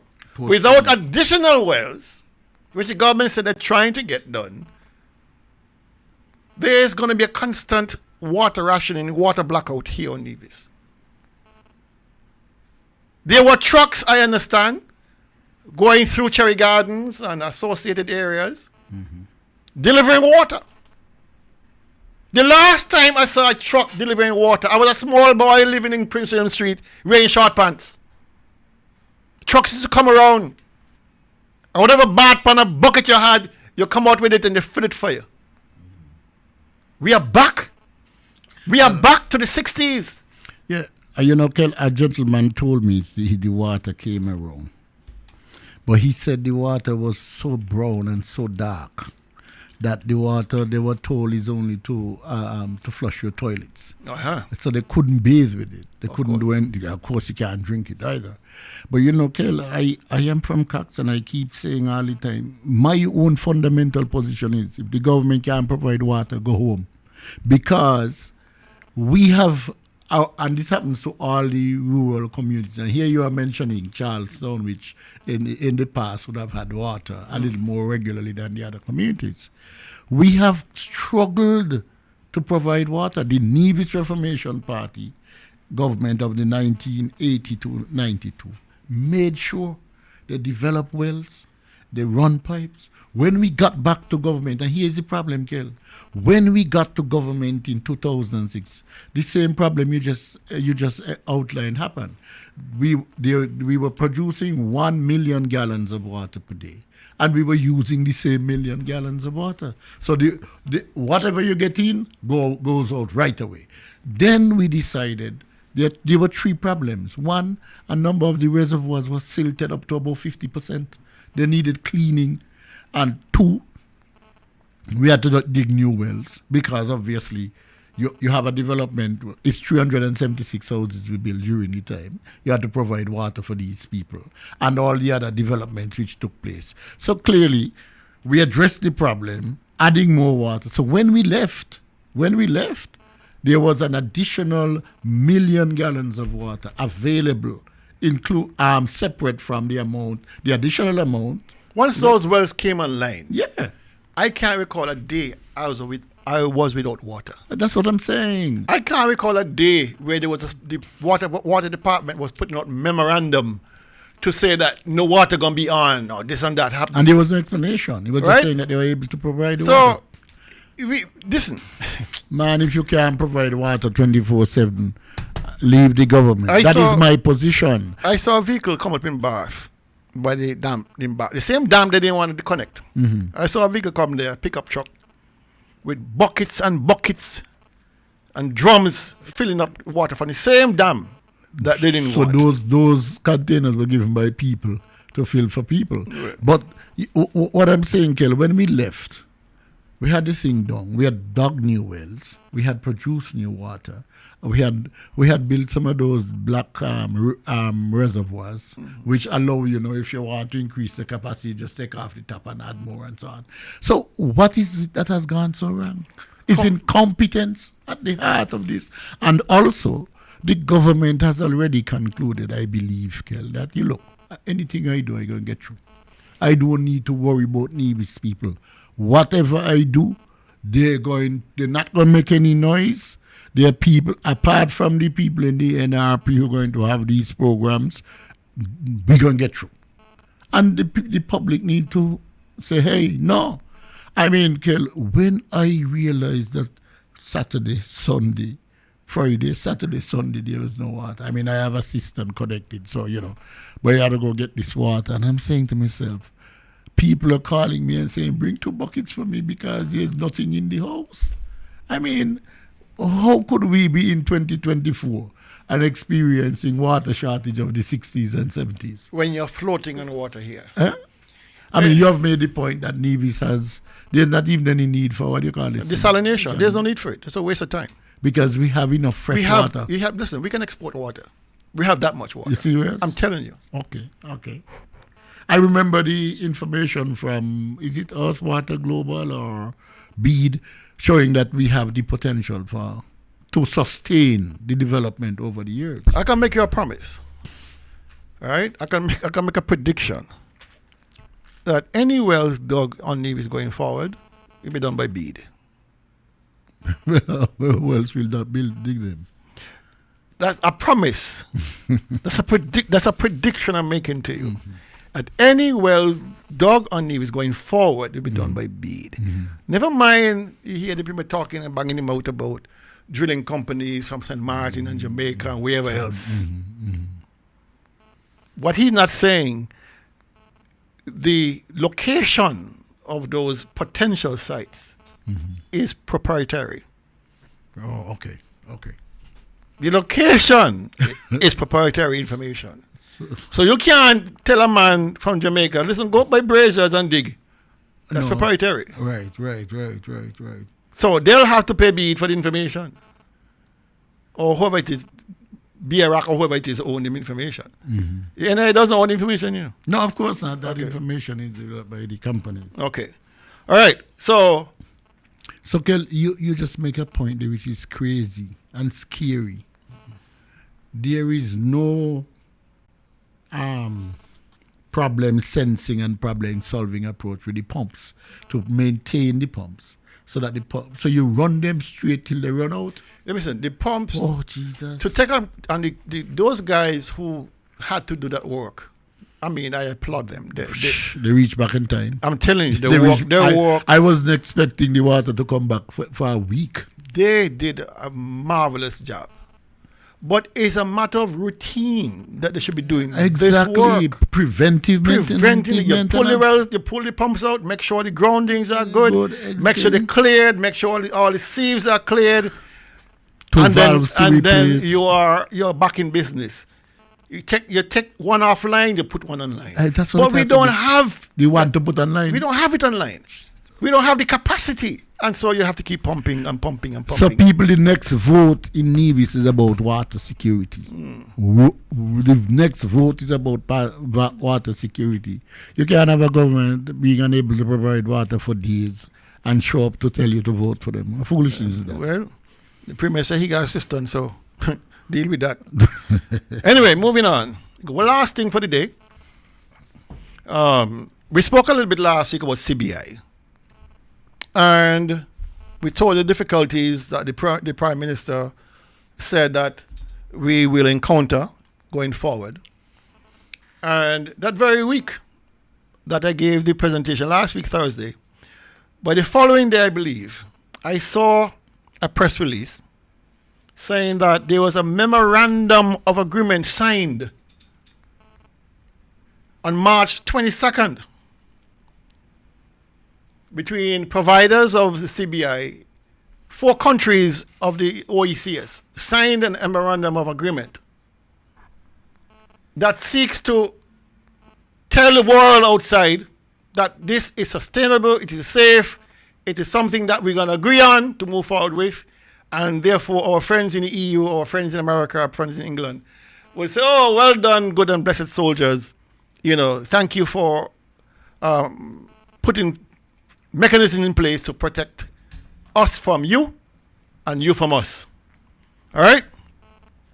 So there are 5 providers in the Caribbean, OECS, 5 in the OECS. St. Kitts and Nevis, Antigua and Barbuda, St. Lucia, Grenada, Dominica. 5. 4 signed. 4 signed the memorandum of agreement. Only 4. Now, Dr. Drew is the chairman of the OECS group. He's a sitting chairman, you know, they revolve the chairmanship. Yes. Dr. Drew is presently the chairman of this OECS. All right? So St. Lucia did not sign. Grenada signed. Antigua and Barbuda signed. Dominica signed. Nevis and St. Kitts signed. Right? And so this memorandum of agreement signed on March 22nd. His objective is to assure the international community, meaning the EU, European Union, the US, and Britain, to stop trying to end their program, to stop trying to, squeeze life out of the CBI project. You remember the CBI is responsible for over 50% of the recurrent revenue of St. Kitts and Nevis. Right? Hundreds of millions of dollars a year. 2022, 2023. This year has been bad. 2024 has been terrible because there are six planks that the US and the others wanted the government to implement immediately. And the SKN government did them in isolation. They didn't confer with St. Lucia and those people first. Oh. They went ahead, appointed a board of governors. They went ahead with all these draconian measures that the outside world wanted. And as a result, because there was no collusion or cohesion among the OECS member states who do CBI, persons who want to buy passports prefer to go now to the less problematic places. Dominica, St. Lucia, Grenada, Antigua and Barbuda. So we shot ourselves in the leg by saying, oh, we are holier than thou. Our passport is powerful and we will see through the storm. But I want to read to you some of the options that the Americans and the British and them wanted put in. Right? Where is it here? All right. Here it is. 1. The government will now be, the CIU will now be, will now determine, the CIU will now determine the number of real estate entities to be sold, units to be sold, 2, the construction and completion schedule, the government will now be involved in that. Escrow drawdown process, penalties for breaching mandatory investment amount. Projects cannot be sold in 7 years, cannot be sold to another investor, another applicant, and it cannot be converted to apartments and condominiums. All those were put in place all at once, really draconian steps. In addition to that, right, what the British and Americans want is a lot of reporting, a lot of background checks, a lot of everything that costs quite a bit of money. But I can live with that part.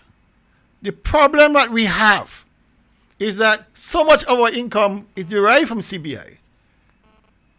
The CIU was allowed to go in draconian steps and hope for the best. Now, when you listen to people like Les Khan, who was the past CIU chairman, CEO, he said, listen, we got the memo. We got the memo from the EU. We got the memo from America. We know what they want. But there was no rush to implement all these things all at once. This was surgery. And so when Dr. Drew came out last week and said that we are in basically a problem situation, with CBI receipts are down significantly, and he tended to give an address about it. We all expected this. They had this memorandum of agreement where they have now promised to work closely together, whereby they'll share information. If you come to Nevis and apply and I reject you, we will alert the other territories. We rejected you, so be on the lookout for you. All right? We're going to share data. We're going to have an overseer of the program. But here's the problem, Hensley. How are you going to enforce this? How do you enforce a non-binding agreement across 4 territories with independent CBI programs? How do you police and make sure everybody's doing what they're supposed to do? How do you prevent a re-race to the bottom? A re-race to the bottom. Right? So our minimum investment is $250,000 US. This agreement here speaks to a minimum of $200,000 US. So we're still $50,000 over the very agreement we just signed. Right. So how do you police? How do you enforce? How do you go to Grenada and tell them, boy, listen, I have promised by June 30th to do X, Y, and Z, and you haven't. What are you going to do? Sue them? Well, the thing is, I believe that it was well established before that St. Kitts and Nevis CBI program was the gold standard, the superior. Mm-hmm. And in an attempt to keep it at the gold standard, they introduced the measures. What is you made a point about the agreement. If it doesn't have the teeth to drive the thing, how do you police it? That is the problem, isn't it? How do you police it? And what is the purpose of a non-binding agreement here? So you go ahead, do what you want to do, but you see the Lescan is now in St. Lucia, right? Mm. Yeah. So what happens is that I believe St. Kitts and Nevis wanted to keep their program above, well, it's still above, based on the $200 to $250. No, $250,000. $250,000. The minimum. But in the past, Dominica and Antigua, 100,000. 100,000, son, and they get people and so on and so on. Ours is supposed to have the super, the people who you can police, who you can, what you call it, the due diligence and all those things. So is it that we are trying to be the gold standard? That is the objective. And there's nothing wrong with wanting to be the gold standard. Mm-hmm. But the problem is if you are the gold standard, if you make yourself to be the gold standard, somebody's going to be the silver. Mm-hmm. Somebody's going to be the bronze.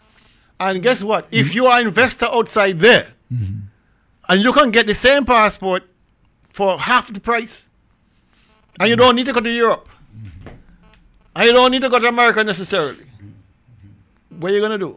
But you see, I think that those 29 countries in the EU, that is a big sell. So they tend to follow what the... It's a bigger sell. It's more of a hype than a sell, I believe.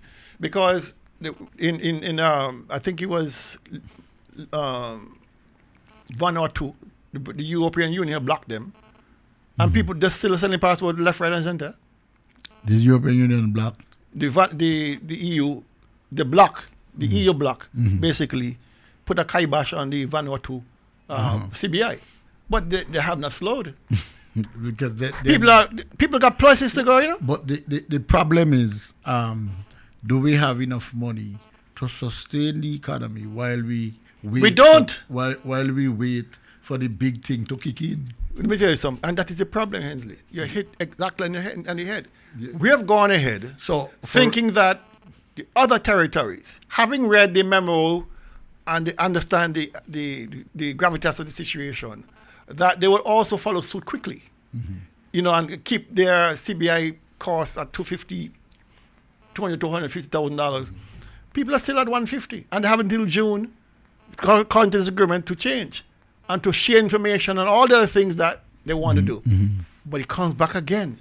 Do you have the enforcement capacity for this? So you need the enforcement capacity, and it's like some people refer it to the people who sell the Chanel bag. They say they don't drop the price, but they have made enough money over the years from Chanel bags that they can't wait for the purchase.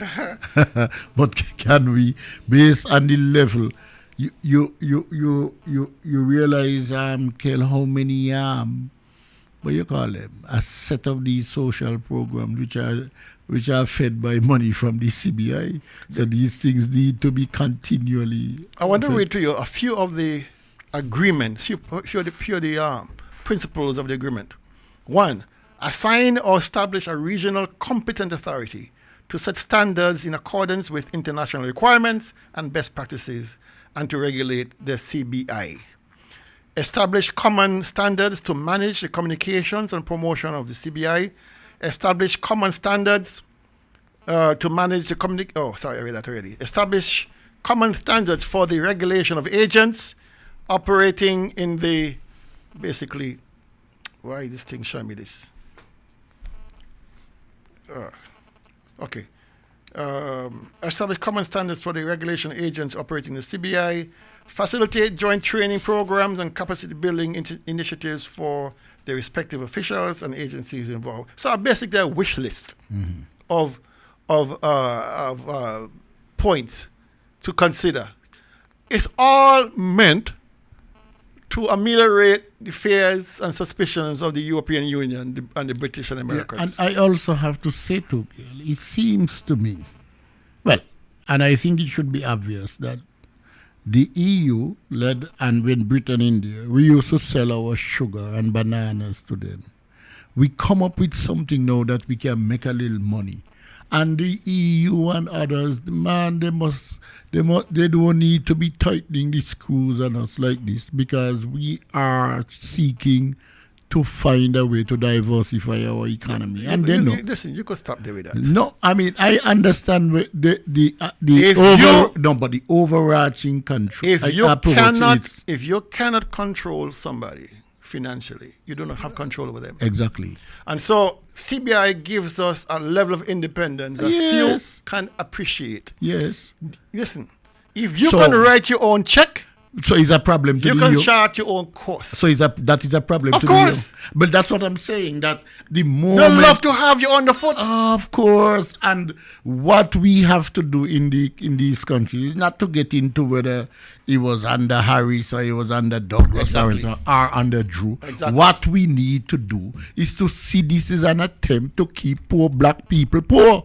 And the moment we start to come now, Kel, because, in the past, our economists and our politicians and so on, we talk about agriculture and industries, bringing in industries and set up factories and so on. Here is an imaginative approach, which is on our book since 1984, but with Dr. Douglas as the Prime Minister. And we must give him the credit for this. He led the effort and established St. Kitts Nevis as a good program. And all of a sudden, you know what happened to us? The federal government gave back the IMF the money and say, hey, we don't need the money. Which part in the world you have a little black country come talk about they give back IMF the money? IMF money is supposed to breed you and make you can't do nothing in the country. And Douglas, and this has to be said, he was in power too long and he was doing too good. So a lot of different things were involved. The EU now come. You notice, Kel, since we gone independent, Britain get poor, because Britain depended on brutalizing us. All those ports in England were built out on slave labor. So now we are emerging with something that is not agricultural, that is not low paying. That they can't control. That you can't control. So, if it was people working in factory for $300 a week, no problem. No problem. But here you have hundreds of thousands of dollars in an environment, and what they do again, they get the damn thing gets political. So it's Harris versus Drew versus Douglas. It's crazy people in St. Kitts and Nevis. This is our golden egg, and let us make sure that we can push the CBI to what we can, but don't let them tell us everything what we're going to do. I believe we need some nationalism like what the guy in Antigua, Via Board. When the IMF came to Antigua in 1987, the country full of debt. You know what Board said? Tell them take up Antigua. Since they feel, take up Antigua. And Board was a nationalist, Via Board senior. Via Board said, when you count the Hawks bill, the Jolly Roger, and he listed all the hotel. 287 million they said they had, whatever. Board said, look, man, we want more than that. And then he went into the constituency. You know what he told them? Comrades, I remember when they wanted not to learn to read. I remember when I had to bring the newspaper. They come back again. They're coming back again, Kel, to kill us this time. Not to just exploit us. If you pull 60% of the revenue out of St. Kitts and Nevis, what are you doing? You're collapsing the economy. And if you have the Prime Minister saying things are difficult, okay. But what you're seeking to do, you're pulling power now. You're using power. You're pulling back the power. You're pulling back the power because how you tolerate a black country using with a sovereign fund. Sovereign fund. Wealth fund. Well, sovereign wealth fund. No, that's dangerous. Yeah, of course. That is for Saudi Arabia, that oil. That is for the US. That's for Norway. That's for Norway. Not these little black ass countries down here. They must keep their backside still. And this is what is offensive. All of us as students of history must see through this. This is an attempt by the Europeans to determine our destiny. Our destiny, and we must not allow them and back whoever prime minister is in power dealing with it. Don't get into the partisan thing because. But what I find disturbing, Danny, and I appreciate your commentary on this, very pointed. But we also have a situation where, to protect the CBI at all costs. Of course. The problem I'm finding is that you have a leader of the opposition in the government who, rather than course correcting any mistakes the prime minister would make, agrees. And then he claims he wants to protect it at all costs. How can you sit there as a premier, as leader of the opposition, and not comment about the draconian measures put in place by the CIU? Of course. But how can you sit there and not say, Mr. Dr. Joe, you are killing the program, you're killing the golden goose by allowing all these measures to be put in place all at once. And this is a problem. You don't have genuine debate as a leader of the opposition. You're on the government side, so you must also take responsibility for things that go wrong. Right, but here the other question, Kel. The premier knows ought to know that if the money collapses, he gets how much $1 billion per month that comes out of the CBI revenue, where you're going to sit down there and watch the thing. He just talks. Oh, come on. He just talks. He is the biggest waste of time in the world. You can't only be talking. You have to be showing what you do. I have kept saying. No, he's basically what he's saying. Listen, this is a new dispensation. I will not tackle Dr. Drew in Parliament. I will not hold his foot to the fire. I'm going to have private conversations with him. That is the most malarkey. Okay. How do you instill confidence that you, as a leader of the opposition, is not executing your mandate to hold the government to account? I think the leader of the opposition in the federal government is irrelevant, quite frankly. He's made himself irrelevant. He's irrelevant. Good afternoon, your target. Yes, a pleasant good afternoon. Good afternoon. The opposition cannot hold the government feet to the fire because bird or feather flock together. All of them are loyalty. None better than none. Thank you. All right. Thank you for that. So Kel, hear my position. You know that you're plugged into the federal government coffers like electricity. So if the plug comes out, you're gone in. What we need to do, and we haven't heard enough voices, we are speaking to it here. We have to protect the program, and we have to make sure that we're not cutting off our nose and then spoil our face. And we have to say to the people in Europe and America, hey, we are an independent country, and we have the means to develop our private approaches to private and public sector development. As you mentioned, Kel, you have a sovereign wealth fund in Norway. You have one in Saudi Arabia. What wrong if you have one in St. Kitts? And we have a lot of things to do. We have a lot of projects to do to get. We have to fund our STEM program. We have to fund our children to university. We have a lot of work to do with the money. So we have to get on there and see how they are treating us. Can you remember they do it with our sugar and bananas, They totally erase the economies of the Windward Islands with bananas and ours with sugar. And so we had, and then you have us begging. Then you say go to the World Bank. Then the World Bank come up with a formula and say, oh, well, all you better off than most. All you are middle income countries, so I don't qualify for special development assistance. We don't want no development assistance. We want trade, and we want to make our own money. Leave us alone. Amen to that. Yeah. All right, folks. You've heard it from this black ass fellow here in studio.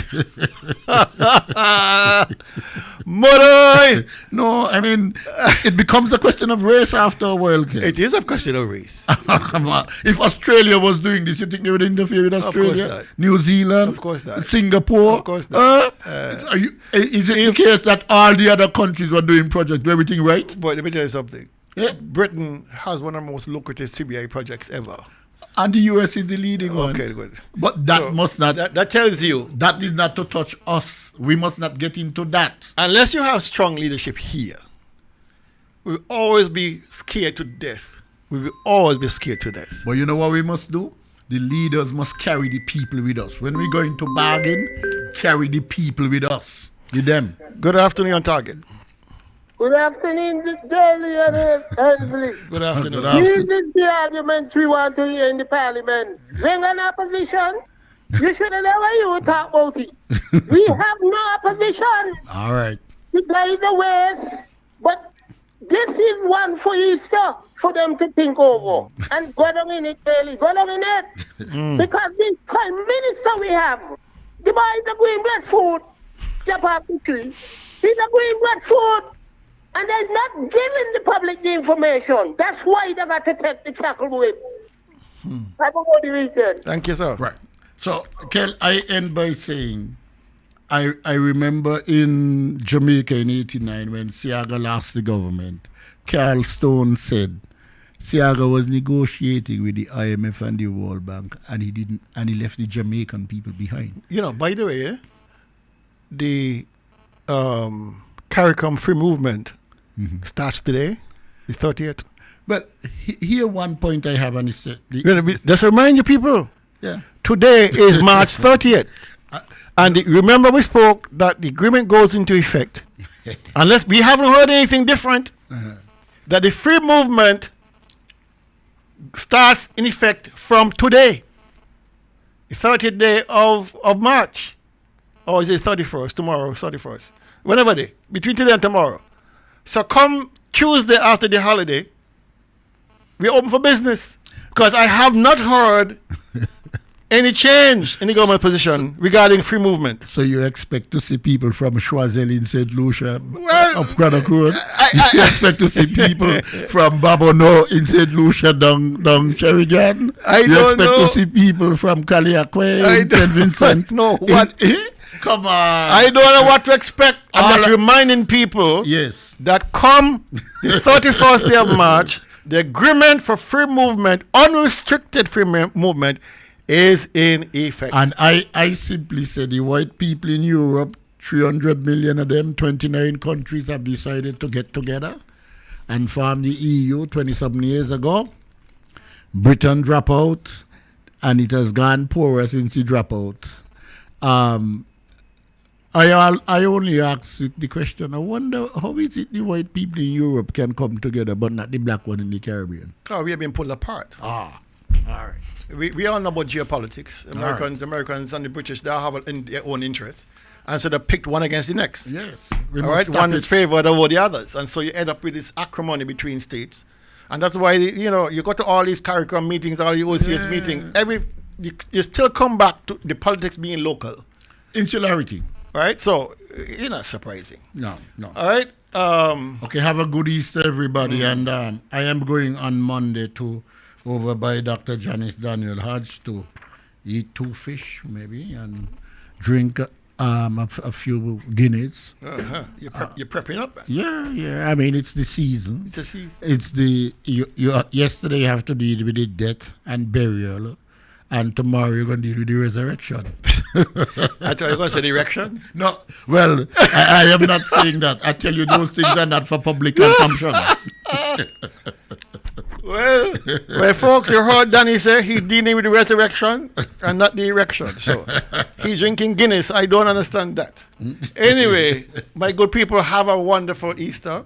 Have a safe Easter. Have a blessed Easter. And, of course, when you go to church on Sunday, say a prayer for us all in this federation and sing it to Nevis, because God knows we need the prayer.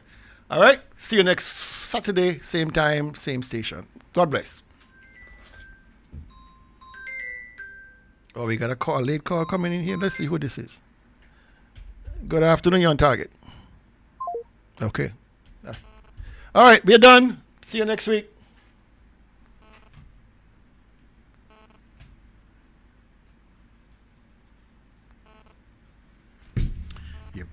Yep.